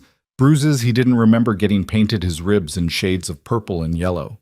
But worse than the physical pain was the weight in his chest, the knowledge of what he'd witnessed, what he'd failed to prevent. He dressed slowly, each movement deliberate, and made his way downstairs. The boarding house dining room was nearly empty, most of the town already about their morning business. The proprietor, a gray-haired woman named Mrs. Chen, brought him coffee and eggs without being asked. "Heard what you did," she said quietly. "Heard about those children. The whole town's talking about it." Ethan nodded, not trusting himself to speak. "My daughter was an orphan," Mrs. Chen continued, "from San Francisco. I took her in when she was 7, raised her as my own. She's grown now, married, living in Denver." She set the coffee cup down firmly. "What you did matters. Don't let anyone tell you different." After she left, Ethan sat with his coffee and tried to reconcile that statement with the faces of the children he'd buried in the desert. It mattered, yes. But to whom? Not to the 14 who'd died. Not to their families, if they had any. The mathematics of salvation were cruel. 6 saved against 14 lost. And somehow, he was supposed to feel good about those numbers. Sheriff Bridger found him there an hour later, looking like he hadn't slept much himself. "Doctor says the children are awake and asking for you," Bridger said, dropping into the chair across from Ethan. "Thought you'd want to know." "How are they?" "Recovering, physically anyway. Mentally." Bridger shook his head. "That's going to take time. Maybe a lifetime. But they're alive to have that time, which is more than they had 2 days ago." They walked together to the doctor's office, a neat building on the edge of town with a painted sign reading Dr. William Foster, physician. Inside, the smell of carbolic acid and laudanum hung in the air, mixing with the morning sunshine that poured through tall windows. The 6 children were arranged in beds along one wall, looking small and fragile against white sheets. But they were clean now, properly fed, their wounds dressed. Dr. Foster, a thin man with wire-rimmed spectacles, moved among them with practiced efficiency. "Mr. Cole," the doctor said, looking up, "your timing is excellent. I've just finished my morning examination. The children are weak, dehydrated, and malnourished, but barring infection or unforeseen complications, they should make full physical recoveries." "And the other kind of recovery?" Ethan asked. Foster's expression sobered. "That's beyond my expertise. What these children experienced, that leaves scars you can't see. They'll need time, patience, and people who care enough to help them heal." Samuel sat up in his bed as Ethan approached, the boy's face breaking into something that wasn't quite a smile but held the same warmth. Emma was in the next bed and Thomas in the one beyond. The others, Claire, a boy named David, and a tiny girl named Ruth who couldn't be more than 4, watched Ethan with a mixture of gratitude and lingering fear. "You came," Samuel said. "Said I would." Adults say lots of things. Doesn't always mean they follow through. Ethan pulled up a chair, sitting so he was at eye level with the children. "I'm here, and I'll stay as long as you need me to." Emma reached out from her bed and touched his hand, her fingers thin but steady. "We wanted to thank you, all of us. We talked about it this morning, and we wanted to say it proper." "You don't need to thank me." "Yes, we do," Samuel said firmly. "You could have left us. Should have left us, probably. Would have been smarter, safer. But you didn't. You stayed, and you fought, and you got us here." His voice cracked slightly. "My sister didn't make it, but I did. We did. Because of you." Ethan's throat tightened. "I'm sorry about your sister. About all the others who didn't make it." "We know," Emma said softly. "We know you tried. That's what matters." "Did it?" Ethan wanted to ask. Did trying matter when half the children still died? When bodies were buried in unmarked graves across the desert? But looking at these 6 survivors, at the life still burning in their eyes despite everything they'd endured, he couldn't bring himself to voice those doubts. Sheriff Bridger cleared his throat from the doorway. Mr. Cole, when you have a moment, I need to discuss the legal situation. Ethan squeezed Emma's hand gently and stood. I'll be back, he promised the children. Outside, Bridger led him to a small office in the back of the building. A U.S. Marshal sat waiting there, a hard-faced man with iron gray hair and eyes that had seen everything twice. Ethan Cole? The Marshal asked. That's right. Marshal James Thornton. I've been assigned to this case by the territorial government. Need to get your full statement about what happened. For the next 2 hours, Ethan recounted everything, finding the wagon, the dead children, the confrontation with Mercer, the battle at the relay station. Thornton took notes in precise handwriting, occasionally stopping to ask clarifying questions. His face remained impassive throughout, giving nothing away. When Ethan finished, Thornton set down his pen and leaned back. You killed 5 men. I did. Self-defense? They drew first. I was protecting children. And you're prepared to testify to that in court? If needed? Thornton nodded slowly. Mercer's already talking. Gave us 23 names in 4 different territories, operations running from California to Kansas. This is bigger than anyone suspected. He paused. You stumbled into the edge of something massive, Mr. Cole. A network that's been operating for years, moving hundreds of children. The scale of it hit Ethan like a physical blow. Hundreds? At least. Maybe more. Orphanages, foundling homes, even some churches, all feeding children into a pipeline that ends in labor camps, brothels, or worse. Mercer was just one operator. There are others. Ethan felt sick. And these people just got away with it? Until now. Thornton's expression hardened. But you've given us a crack in their operation. Mercer knows names, locations, contacts. With his testimony, we can bring down the whole network. Might take years, but we'll do it. What about the children who are already in the system, the ones who've already been sold? We'll find as many as we can. Can't promise we'll get them all, but we'll try. Thornton stood, extending his hand. What you did out there in the desert, that took courage most men don't have. The law recognizes that. You won't face charges for the killings. Consider this a formal statement of justifiable homicide. Ethan shook the marshal's hand, but the absolution felt hollow. Legal justification didn't erase the weight of taking lives, even when those lives belonged to men who deserved killing. After Thornton left, Ethan stood alone in the office, staring at nothing. The enormity of what he'd uncovered threatened to overwhelm him. Hundreds of children stolen and sold like livestock. A network spanning territories operating in plain sight while people looked away. And he'd saved 6 out of hundreds. The thought should have crushed him, but instead it crystallized into something harder, sharper. 6 was better than none. 6 children who would live, who would grow, who would have futures because he'd refused to walk away. That had to mean something. Dr. Foster found him there a few minutes later. Mr. Cole, the children are asking for you again. There's something they want to discuss. Back in the ward, all 6 children were sitting up now, having clearly been conferring among themselves. Samuel acted as spokesman, his young face serious. We've been talking, Samuel said, about what happens next. The sheriff says they're going to find us homes, families who'll take us in. That's right, Ethan confirmed. But we don't know these families. Don't know if they're lying like Mercer did. Don't know if we can trust them. Ethan knelt beside Samuel's bed. I understand your fear, but Sheriff Bridger is a good man. He'll make sure you go to real families, people who actually want children, not... He stopped, unable to finish.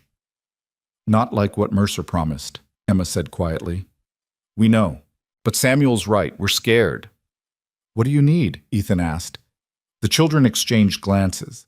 Then Ruth, the smallest, spoke up in a voice barely above a whisper. Could you stay? Just until we know it's safe? Ethan's heart clenched. These children had every reason not to trust adults, not to believe promises or assurances. They'd been betrayed by the worst kind of evil, and now they were being asked to trust again. I'll stay, he said. As long as you need me to. I won't leave until you feel safe. Relief washed across their faces, so palpable Ethan could feel it in the room's atmosphere. Dr. Foster smiled from the doorway, nodding approval. The next week passed in a strange kind of limbo. Ethan took a room at the boarding house and visited the children daily, sometimes sitting for hours while they told him stories about their lives before the orphanage, before Mercer. Samuel's sister Margaret had loved butterflies. Emma's mother had sung her to sleep every night before the fever took her. Thomas had lived with his grandmother until she died, leaving him alone at age 5. These weren't just nameless victims. They were children with histories, with memories, with dreams that had been violently interrupted. Listening to them talk helped Ethan understand what he'd really saved, not just lives, but futures, possibilities, potential. Sheriff Bridger worked tirelessly to find placements for the children. Not just any placements, but carefully vetted families who understood what these children had been through. He brought couples to meet them, one at a time, allowing the children to have a voice in where they went. The first family that came was a rancher and his wife from outside town, unable to have children of their own. They sat awkwardly at first, nervous and eager in equal measure, until young David started asking questions about their horses. By the end of the visit, the boy was animated in a way Ethan hadn't seen before, talking excitedly about learning to ride. "What do you think?" Ethan asked David after the couple left. David considered carefully, showing the caution all the children now carried. "They seem nice. Real nice. The lady has kind eyes. Want to try it? You can always come back if it doesn't work out." David nodded slowly. I think I want to try." A week later, David left with his new family, waving goodbye from their wagon with a smile that made Ethan's chest ache.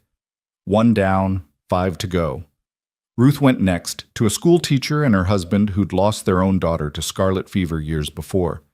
The woman wept when she first saw Ruth, and Ethan tensed, ready to intervene if needed. But Ruth walked to the woman on her own, studying her face with those solemn eyes, then climbed into her lap. They sat like that for an hour, the woman holding Ruth while the girl finally allowed herself to be a child who needed comfort. Claire found a home with a baker and his wife, drawn by the promise of learning to make bread and the warm, yeasty smell that clung to the couple's clothes. Thomas was adopted by a doctor in a neighboring town, someone Dr. Foster vouched for personally. That left Samuel and Emma. They were the oldest, the hardest to place. Families wanted younger children, easier children, ones who hadn't seen quite so much darkness. But Ethan refused to let them settle for just any home. These two had been through hell and back. They deserved families who understood that, who were prepared for the nightmares and the silences and the hard days ahead. It was Emma who found her match first, with an unexpected source. Mrs. Chen, the boarding house proprietor, approached Ethan one evening. "My daughter in Denver," she said. "I told her about the girl, about Emma. My daughter's husband is a lawyer, works with orphan children. They've been trying to have their own, but..." She trailed off. They asked if Emma might consider coming to live with them. Emma met them when they came to Salvation Ridge, a young couple with earnest faces and careful manners. The wife, Catherine, asked Emma about her interests, her fears, what she hoped for in a family. Not promising anything, just listening, really listening. "They live in a city," Emma said to Ethan afterward.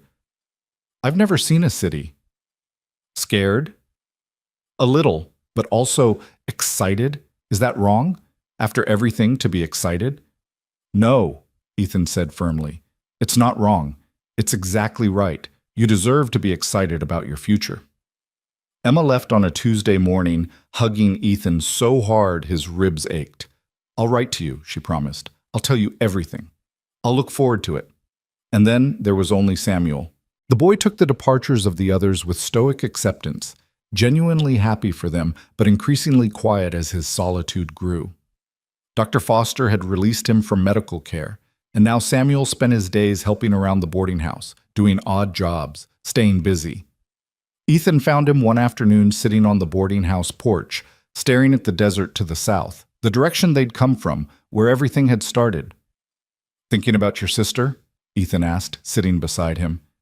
Samuel nodded. "She should be here.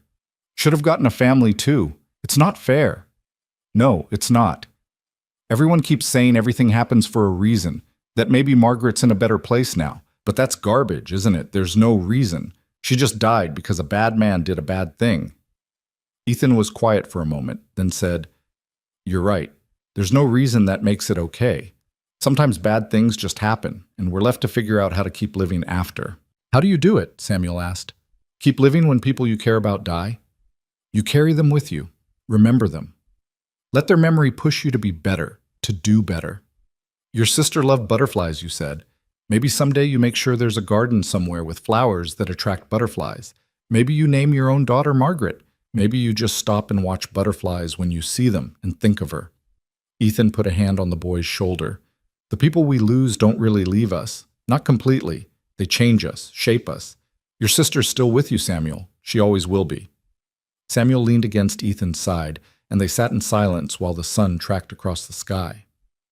That evening, Sheriff Bridger came to the boarding house with news. There's a family, he said, in Tucson, teacher and his wife. They've raised 3 boys of their own, all grown now. They specifically asked for an older child, someone who might need more patience and understanding. What do you know about them? Ethan asked. Tom and Sarah Whitmore. I sent a telegram to the marshal in Tucson, asked him to check them out personally. He says they're solid people, patient, kind, experienced with children who've had hard starts. Tom teaches at the local school. Sarah volunteers with the church orphan committee, actually trying to reform how they handle placements. Ethan studied Bridger's face. You trust this marshal's judgment? With my life. If he says the Whitmores are good people, they're good people. They presented the option to Samuel, who listened carefully, asked thoughtful questions, and then requested time to think about it. Ethan walked with him through Salvation Ridge, past the shops and houses, while the boy processed. What if they don't like me? Samuel finally asked. What if I'm too much? Too angry or too sad or too difficult? Then they're not the right family, and we keep looking. But Samuel, any family that can't handle difficult emotions isn't a family you want anyway. You've been through trauma. You're going to have hard days. The right family will understand that. The others all found families. Good families, I think. But what if mine doesn't work out? What if I'm the only one who ends up alone? Ethan stopped walking and turned to face the boy.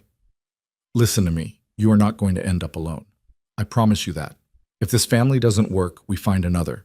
If that one doesn't work, we keep looking. And if we can't find the right fit, then... He paused, the words forming before he'd fully thought them through. Then you come with me. Samuel's eyes widened. What? I haul freight, live out of hotels and boarding houses, spend weeks on the road. It's not a great life for a kid, but it's better than being alone. Better than being somewhere you're not wanted. You'd do that? Take me with you? If it came to that, yes. Samuel stared at him for a long moment, then threw his arms around Ethan's waist, holding tight. Ethan returned the embrace, feeling the boy shake with suppressed sobs. It's okay, Ethan murmured. Whatever happens, you're going to be okay. When Samuel pulled back, his eyes were red but determined. I want to meet them, the Whitmores. I want to try. The Whitmores arrived 3 days later, and from the moment they stepped off the stage, Ethan could see Bridger had been right. Tom Whitmore was a tall man with laugh lines around his eyes and ink stains on his fingers. Sarah was smaller, with graying hair and a warm smile that reached her eyes. They didn't rush Samuel, didn't overwhelm him with promises or expectations. They simply sat with him and talked. We don't expect you to call us Ma and Pa right away, Sarah said. Maybe never, if that doesn't feel right. We just want to give you a home, a safe place to figure out who you want to be. We heard what happened to you, Tom added. What you survived. That took incredible strength. We're not going to pretend that didn't happen or try to make you forget. We just want to help you move forward when you're ready. Samuel asked them questions about their sons, about Tucson, about what life would be like. They answered honestly, not painting an unrealistic picture, but not hiding behind false modesty either. After they left to check into their hotel, Samuel turned to Ethan. What do you think? I think they seem genuine, but what matters is what you think. Samuel was quiet for a long time. I think I want to try, but I'm scared. Being scared is okay. Being scared means you're being smart, protecting yourself. Trust has to be earned, especially after what you've been through. Will you write to me? Check on me? Every week, Ethan promised. And if anything feels wrong, if you need help, you tell me immediately. I'll come get you, no questions asked. Samuel nodded, looking both terrified and hopeful. Okay, let's do it. The day Samuel left was harder than Ethan had anticipated. The boy stood on the stage platform with his small bag of belongings, clothes donated by the town, a few books, a carved wooden butterfly that Ethan had commissioned from a local craftsman in memory of Margaret. I don't know how to say goodbye, Samuel admitted, his voice breaking. Then don't say goodbye. Say, see you later, because this isn't the end. We'll see each other again. Samuel hugged him fiercely. You saved my life. All our lives. I won't forget that. Ever. You saved yourself, Samuel. I just gave you the chance. The Whitmores gave Ethan space for the farewell, understanding its importance.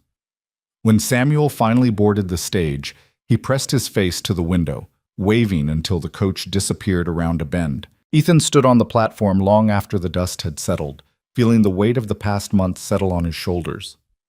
6 children, all placed with families, all given second chances, and 14 others buried in the desert, their chances stolen by men who'd seen them as commodities. The mathematics still didn't balance, but maybe they weren't supposed to. That evening, Ethan sat in the boarding house dining room with Sheriff Bridger, Dr. Foster, and Garrett Hayes, who'd ridden in from the relay station. They shared a bottle of whiskey and the comfortable silence of men who'd fought together and survived. Marshal Thornton sent word, Bridger said eventually. They've arrested 17 people in connection with Mercer's network, shut down 4 orphanages that were funneling children into the pipeline, recovered 38 kids from various locations. 38 more than we had a month ago, Hayes said. That's something. It is, Ethan agreed, though the number felt both significant and insufficient. The trial starts in 3 months, Bridger continued, territorial court in Phoenix. They'll want you to testify. I'll be there, Dr. Foster raised his glass. To the survivors, may they find peace. They drank to that, to the children who'd lived and the ones who hadn't, to the battle fought and the war that continued. Later that night, alone in his room, Ethan pulled out a piece of paper and began writing. The first letter went to Samuel in Tucson, keeping his promise. The second went to Emma in Denver. He wrote to each of the children, short notes letting them know he was thinking of them, that he was here if they needed him.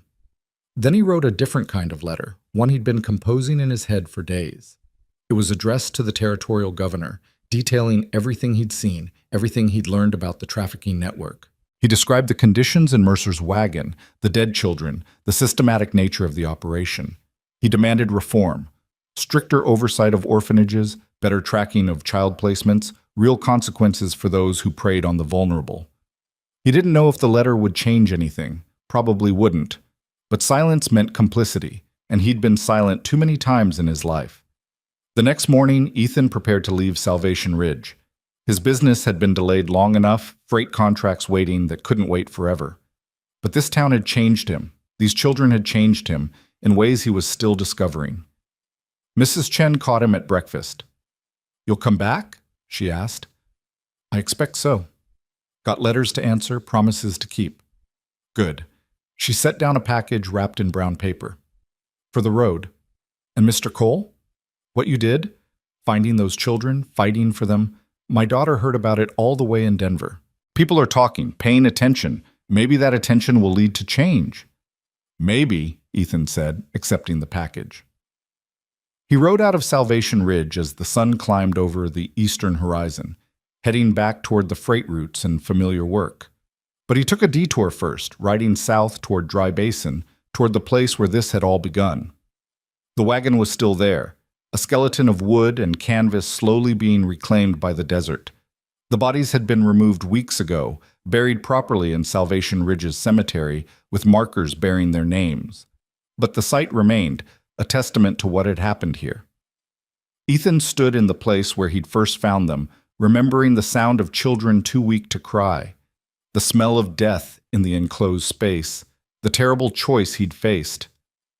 He thought about the 14 who'd died and the 6 who'd lived, about the impossible mathematics of salvation, and he realized something fundamental had shifted inside him. For years, he'd convinced himself that keeping his head down, minding his own business, was the smart play.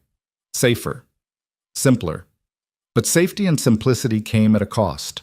The cost of looking away when people suffered, of preserving his own peace while others drowned. He couldn't do that anymore. Wouldn't. Whatever came next in his life, he'd face it with his eyes open, with his conscience engaged. He'd see the suffering around him and decide, consciously, whether to act or pass by. And more often than not, he suspected, he'd act. Because 6 children were alive who shouldn't be, because their futures mattered, because sometimes saving enough was what made a life worth living. Ethan mounted Ash and turned the horse north, toward the freight routes and whatever came next. Behind him, the desert swallowed his tracks, erasing the evidence of his passage. But the marks he'd left on 6 young lives would endure, rippling forward through time in ways he'd never fully know. And that, he thought, was enough. 3 months passed like water through fingers, each day blurring into the next as Ethan returned to the rhythm of freight hauling. He moved cargo from mining camps to rail stations, from trading posts to territorial outposts, the work familiar and demanding in ways that left little room for thought. But the nights were different. In the darkness, lying in boarding house beds or camped under desert stars, the memories came flooding back, children's faces, the weight of small bodies, the sound of Samuel's voice asking why someone had lied. The letters arrived regularly, forwarded through a network of postal stations and friendly innkeepers who knew Ethan's roots. Samuel wrote every 2 weeks without fail, his handwriting improving with each letter, the content evolving from tentative updates to genuine stories about his new life. The Whitmores had enrolled him in school. He was learning mathematics and history. Sarah had started a small garden, and Samuel had planted a section just for butterflies, filling it with milkweed and wildflowers. He still had nightmares sometimes, he admitted in one letter, but Tom would sit with him until they passed, never making him feel ashamed. Emma's letters came from Denver, describing a world so different from the desert that Ethan could barely picture it. Buildings 3 stories tall, streets packed with people, electric lights that turned night into day. Catherine had taken her to the theater, to museums, to places Emma had only read about in books. She was learning to play piano. She'd made friends at school, though she didn't tell them about what had happened. Not yet. Maybe not ever. The other children wrote less frequently, but consistently enough that Ethan could track their progress. David was learning to rope cattle and rode his horse every morning before school. Ruth had started calling her new parents Mama and Papa, though she still slept with the light on. Claire was apprenticing in the bakery, her letters often arriving with the faint smell of cinnamon still clinging to the paper. Thomas was thriving under the doctor's tutelage, already talking about medical school someday. 6 children, 6 different futures, all unfolding because of a choice made in the desert heat. But 14 others had no futures at all, and that weight never fully lifted. The trial began on a Tuesday in October in the territorial courthouse in Phoenix. Ethan arrived the day before, checking into a hotel near the court building, surprised by the size of the crowd already gathering. News of the case had spread throughout the territories and beyond, newspapers running headlines about the Desert Angels and the orphan trade scandal. Reporters had tried to interview Ethan multiple times during his travels, but he declined every request. This wasn't about him. It was about justice for children who'd been treated as merchandise. Marshal Thornton met him in the hotel lobby that evening, looking tired but grimly satisfied. "We've got 17 defendants," he said, spreading papers across a table. "Mercer's the central figure, but we've connected him to orphanage directors, railroad officials, labor contractors, even 2 judges who signed fraudulent adoption papers. The network was more extensive than we initially thought." "How many children total?" Ethan asked. "We've documented cases involving 243 children over the past 6 years. Those are just the ones we can prove. The actual number is probably double that." The magnitude hit Ethan like a physical blow. Nearly 500 children stolen and sold while the world looked away. "The good news," Thornton continued, "is that we've recovered 86 children from various locations. Labor camps, private homes, a few from worse situations. They're being placed with legitimate families, proper oversight this time. And the ones you haven't recovered?" Thornton's expression darkened. "Some are dead. Others have disappeared into systems we can't penetrate. Mexico, California, back east. We're still looking, but..." He trailed off, the unspoken truth hanging between them. "What do you need from me?" Ethan asked. "The truth. Exactly what you saw, what you experienced. The defense is going to argue that Mercer was running a legitimate placement service, that the deaths were tragic accidents but not crimes. Your testimony destroys that narrative. You're the witness who can't be discredited. You had nothing to gain, you saved children at personal risk, and you have no agenda beyond justice." The trial opened to a packed courtroom, every seat filled with journalists, concerned citizens, and people whose lives had been touched by the orphan trade. Ethan sat in the witness gallery, watching as the prosecution laid out their case with methodical precision. Documents showing fraudulent contracts, testimony from orphanage workers who'd been pressured to hand over children, financial records proving payments for what were supposed to be free adoptions. And then there were the children themselves. The prosecution had brought 6 of the recovered victims to testify, all older children deemed capable of handling the courtroom environment. One by one, they took the stand and told their stories, promises of families that turned into labor camps, adoptions that were actually sales to brothels, children who'd watched friends die from neglect and abuse. Ethan watched the jury's faces as they listened, saw the horror and disgust register, saw the shift from skepticism to conviction. These weren't abstract crimes, these were real children describing real suffering. Mercer sat at the defense table, his smooth facade still in place, but Ethan could see cracks forming. The man's confidence had eroded over the months in custody, his expensive suit hanging looser on a frame that had lost weight, his eyes carrying a haunted quality that hadn't been there before. Ethan was called to testify on the 3rd day. He took the stand and placed his hand on the Bible for the oath, the irony not lost on him, swearing on a holy book to tell the truth about men who'd preyed on the vulnerable while claiming religious authority. The prosecutor, a sharp-featured woman named Elizabeth Kern, approached with a gentle expression. "Mr. Cole, can you describe in your own words what you found in Dry Basin on the afternoon of August 14th? Ethan spoke clearly, laying out the discovery of the wagon, the condition of the children, the bodies of those who'd already died. The courtroom was absolutely silent as he described lifting small corpses from the wagon bed, the heat and smell, the hollow eyes of the survivors who'd stopped hoping for rescue. "And what did you do when you made this discovery?" Kern asked. "I tried to save them. Gave them what water I had, created shade, started moving them toward help." "You could have left. Ridden to the nearest town for assistance. Why didn't you?" Ethan met her eyes. "Because they would have died before I got back. Every minute mattered."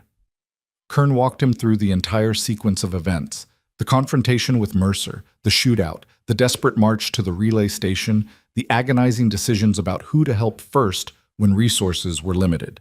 Ethan didn't embellish or dramatize. He just told it straight, the way it had happened.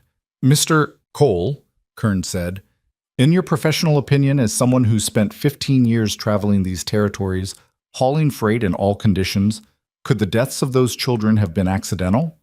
Could this have been, as the defense suggests, a tragic mishap involving a broken wagon and unfortunate timing?" Ethan shook his head. "No, ma'am. That wagon was deliberately placed in a location with no water, no shelter, no reason for anyone to pass by. The children were locked inside, no way to escape. And from what the survivors told me, they'd been checked on at least once and deliberately left to die. This wasn't an accident. It was murder." The defense attorney, a slick man named Harrison who wore expensive suits and spoke in practiced tones, tried to shake Ethan's testimony during cross-examination. He suggested Ethan had misunderstood what he'd seen, that the children's statements were unreliable, that the shootout had colored Ethan's perception of events. "Isn't it true, Mr. Cole, that you killed 5 men during this incident?" Harrison asked, his tone suggesting scandal. "I did. And you expect this court to believe that a man capable of such violence is an objective witness? I killed men who were shooting at me and threatening children. I'd do it again under the same circumstances. That doesn't change what I saw in that wagon." "You've become quite the hero in the newspapers, haven't you? The desert angel who saved the orphans. Doesn't that give you a motive to exaggerate what happened, to make yourself look more heroic?" Ethan's jaw tightened. "I didn't ask for attention. Didn't want it. I just wanted those children to live. If telling the truth makes me look heroic, That says more about how low the bar is than about me. Harrison tried several more approaches, but Ethan's testimony remained consistent, unshakable. He'd seen what he'd seen, and no amount of legal maneuvering could change that. The prosecution's final witness was Samuel. Ethan hadn't known the boy would testify. The Whitmores had brought him to Phoenix, and as Samuel walked to the stand, Ethan saw how much the boy had changed in 3 months. He stood taller, moved with more confidence. His face had filled out from regular meals, but his eyes still carried the weight of what he'd experienced. Samuel took the oath and sat down, his gaze finding Ethan in the gallery. Ethan nodded encouragingly. Kern approached gently. "Samuel, I know this is difficult, but I need you to tell the court about your experience with Mr. Mercer. Can you do that?" Samuel nodded. "He came to our orphanage in Redstone, said he worked for families who wanted children, said we'd have real homes, people who'd care about us." His voice was steady, clear. "He showed us papers, official-looking things. The orphanage director believed him. We believed him." "What happened after you left the orphanage?" "We traveled for days. 22 of us in the wagon. At first it was okay. He gave us food and water, let us out to stretch. But then we got to the desert and everything changed. He locked us in, said it was for our safety. Said the families would be there soon." "Did the families come?" "No, nobody came. We waited in the heat, getting sicker. Some of the younger children started dying. My sister Margaret," Samuel's voice cracked. "She died on the 3rd day. She was only 6. Several jury members visibly reacted, one woman wiping her eyes. "Did Mr. Mercer check on you during this time?" "Once. He opened the wagon, looked inside, saw that some of us were dead. Then he closed it again and left." "Did he offer help? Water? Medical attention?" "No, he just looked at us like we were cargo that had spoiled. Then he locked it again." Harrison tried to discredit Samuel during cross-examination, suggesting the boy was confused, that trauma had distorted his memories. But Samuel remained calm, answering each question with the same unwavering consistency. "Isn't it possible," Harrison suggested, "that Mr. Mercer intended to return with help, but was delayed?" Samuel looked directly at Mercer. "Then why did he tell Mr. Cole we were cargo? Why did he try to kill Mr. Cole for saving us? If he meant to help, why did he fight so hard to stop the person who actually did?" Harrison had no answer to that. The trial lasted 2 weeks. The defense called character witnesses for Mercer, people who claimed he was a philanthropist, a man dedicated to helping orphans. But the prosecution systematically demolished each claim with financial records showing payments for children, testimonies from victims, and the undeniable evidence of 14 bodies pulled from a wagon in Dry Basin. The jury deliberated for 6 hours. When they returned, the foreman stood and read the verdict. Guilty on all counts for Mercer, trafficking in persons, murder, conspiracy, fraud. The other defendants received similarly devastating verdicts, their network of exploitation laid bare and condemned. Mercer's face remained blank as the verdicts were read, but his hands trembled slightly on the table. The judge set sentencing for the following week, but everyone in the courtroom knew what it meant. Mercer would hang. Outside the courthouse, reporters mobbed Ethan, shouting questions, demanding statements. He pushed through them without comment, finding sanctuary in a quiet restaurant where Marshal Thornton was waiting. "You did well in there," Thornton said, sliding a whiskey across the table. Ethan took it, drinking slowly. "Doesn't feel like victory." "Never does with cases like this. Too much damage already done. But we stopped them. That's something." "What happens to the children you recovered, the 86? "Placement process, same as the ones you saved. We've reformed the system, implemented new oversight. It won't be perfect, but it'll be better." Thornton paused. "You know, you could help with that. The territorial government is setting up a new agency to monitor child placements. They need people with integrity, people who actually care. They asked if you'd be interested." Ethan considered it, turning the glass in his hands. "I'm a freight hauler. Don't know anything about running an agency. You know right from wrong. You know how to stand up when others look away. That's more valuable than administrative experience." Thornton leaned forward. "Think about it. You've got a chance to prevent this from happening again, to be part of the solution." The following week, Ethan attended the sentencing. The judge showed no mercy, handing down death sentences for Mercer and the three other principals, with lengthy prison terms for the rest. As the guards led Mercer away, the man's eyes found Ethan in the gallery. They stared at each other for a long moment, and Ethan saw something in Mercer's expression that might have been regret, or might have been nothing more than fear of the rope waiting in his future. Then the guards pulled him through the door, and he was gone. Samuel was waiting outside the courthouse with the Whitmores. The boy had sat through the sentencing with the same quiet strength he'd shown throughout the trial. "Is it over?" Samuel asked. "It's over," Ethan confirmed. "Good." Samuel took a deep breath, as if releasing something heavy he'd been carrying. "Now we can move forward." Tom Whitmore extended his hand to Ethan. "We're grateful for everything you've done. For Samuel, for all the children. You gave our son a second chance at life. He's a remarkable boy. You're lucky to have him." "We know," Sarah said, her hand on Samuel's shoulder. "We're reminded of that every day." Before they left, Samuel hugged Ethan fiercely. "You'll still write?" he asked. "Every week, promise." "And you'll visit? Tucson's not that far." "I'll visit," Ethan agreed, realizing he meant it. He watched them board the stage back to Tucson, Samuel waving from the window until the coach disappeared around a corner. Then Ethan walked through Phoenix, processing everything that had happened, everything that had changed. He thought about Thornton's offer, about the chance to do more than just react to injustice. He'd spent years hauling freight, keeping his head down, avoiding complications. But that life felt hollow now, insufficient. He'd seen what one person could accomplish when they refused to look away. He'd saved 6 children, helped dismantle a trafficking network, sparked reforms that might protect thousands more. What else could he do if he actually tried? 2 days later, Ethan sent a telegram to Thornton accepting the position. The territorial government created the Office of Child Welfare, and Ethan became its first field inspector. His job was to visit orphanages, monitor placements, investigate complaints, and ensure children weren't being exploited. It meant less time on the freight routes, more time in settlements and towns, but the work felt purposeful in ways hauling cargo never had. He maintained his correspondence with all 6 children, watching through their letters as they grew and thrived. Samuel excelled in school and talked about becoming a teacher like Tom. Emma discovered a talent for writing and had her first essay published in a Denver newspaper. The others found their own paths, shaped by what they'd survived, but not defined by it.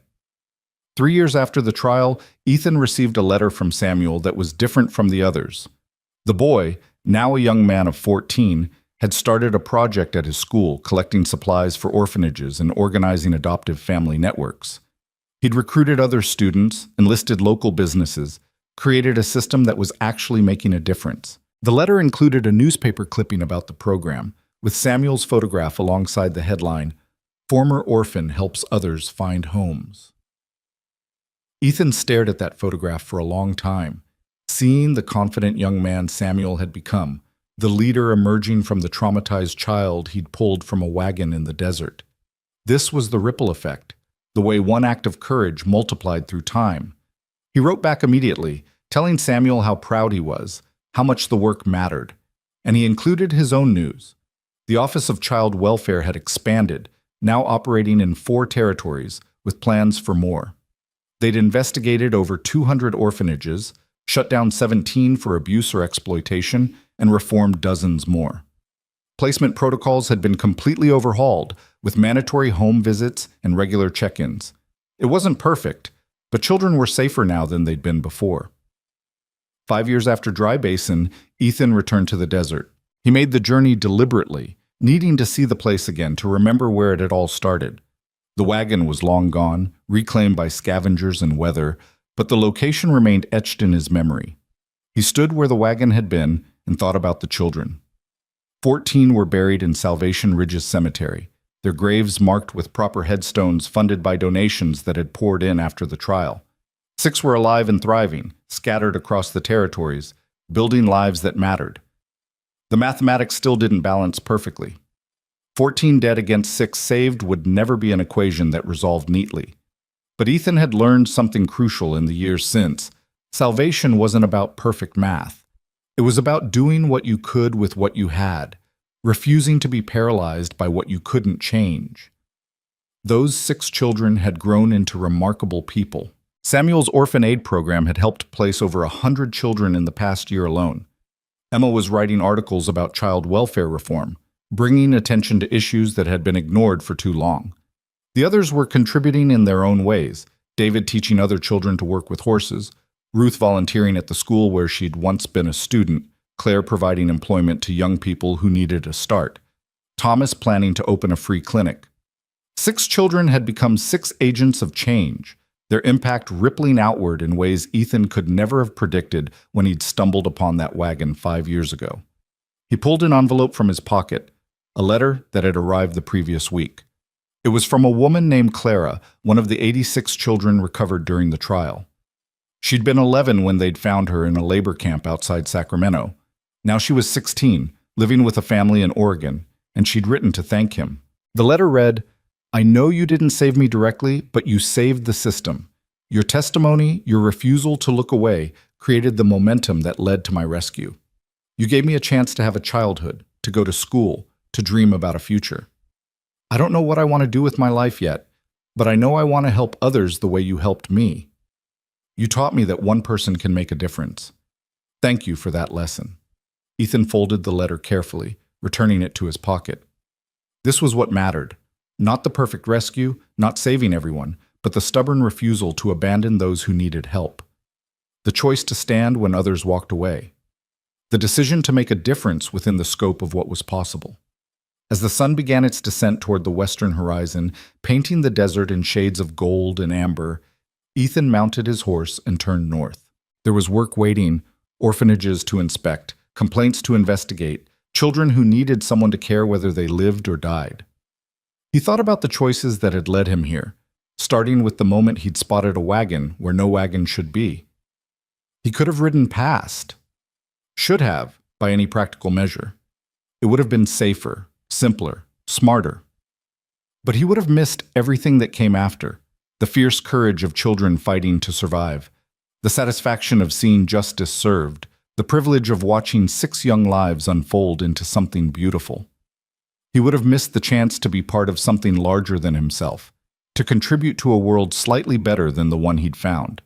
The desert stretched endlessly in all directions, vast and unforgiving, full of hidden dangers and unexpected grace.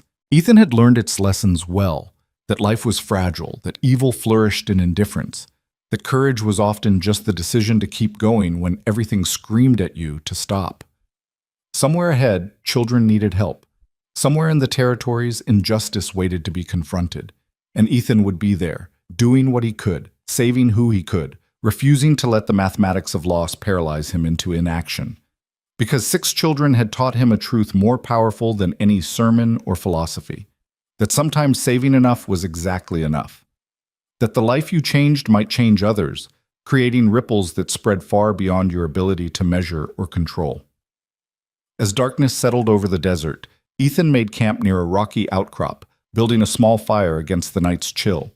He pulled out his journal, a practice he'd started after the trial, and began writing about the day's observations, the work ahead, the children who still needed advocates. The fire crackled, sending sparks upward into the vast star-filled sky. In that moment, alone in the desert where it had all begun, Ethan felt something he hadn't felt in years before that August afternoon in Dry Basin. He felt like his life mattered, like the choices he made rippled outward in ways that helped rather than harmed, like he was finally living up to the promise he'd made to himself after the war, to never stand by while people suffered, to always be the man who stepped forward rather than away. 20 children had been locked in a wagon, left to die in the brutal desert heat. 14 had perished, their futures stolen by men who saw them as merchandise. But 6 had survived, 6 had thrived. And from those 6 had come inspiration for hundreds more, creating a cascade of change that was still building momentum. It would never balance perfectly. The dead would always outnumber the saved.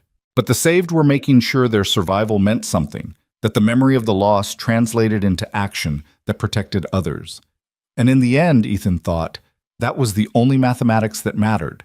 Not the perfect equation, but the persistent effort. Not saving everyone, but never stopping trying. Not the heroic moment, but the daily choice to care when caring was difficult. He was a freight hauler who'd found 20 children in a wagon. He was a man who'd killed to protect the innocent. He was an inspector working to prevent the next tragedy. He was a friend to 6 remarkable young people whose lives he'd touched and who'd touched his in return. Most importantly, he was someone who'd chosen to act when action mattered most. The fire burned low as night deepened. Tomorrow would bring new challenges, new children who needed help, new injustices to confront. But tonight, Ethan allowed himself to feel satisfaction for what had been accomplished, gratitude for the chance to have made a difference, and hope for all the futures that had been salvaged from the desert's merciless heat. 6 children had survived, and their survival had changed everything. That, Ethan thought as sleep finally claimed him, was enough.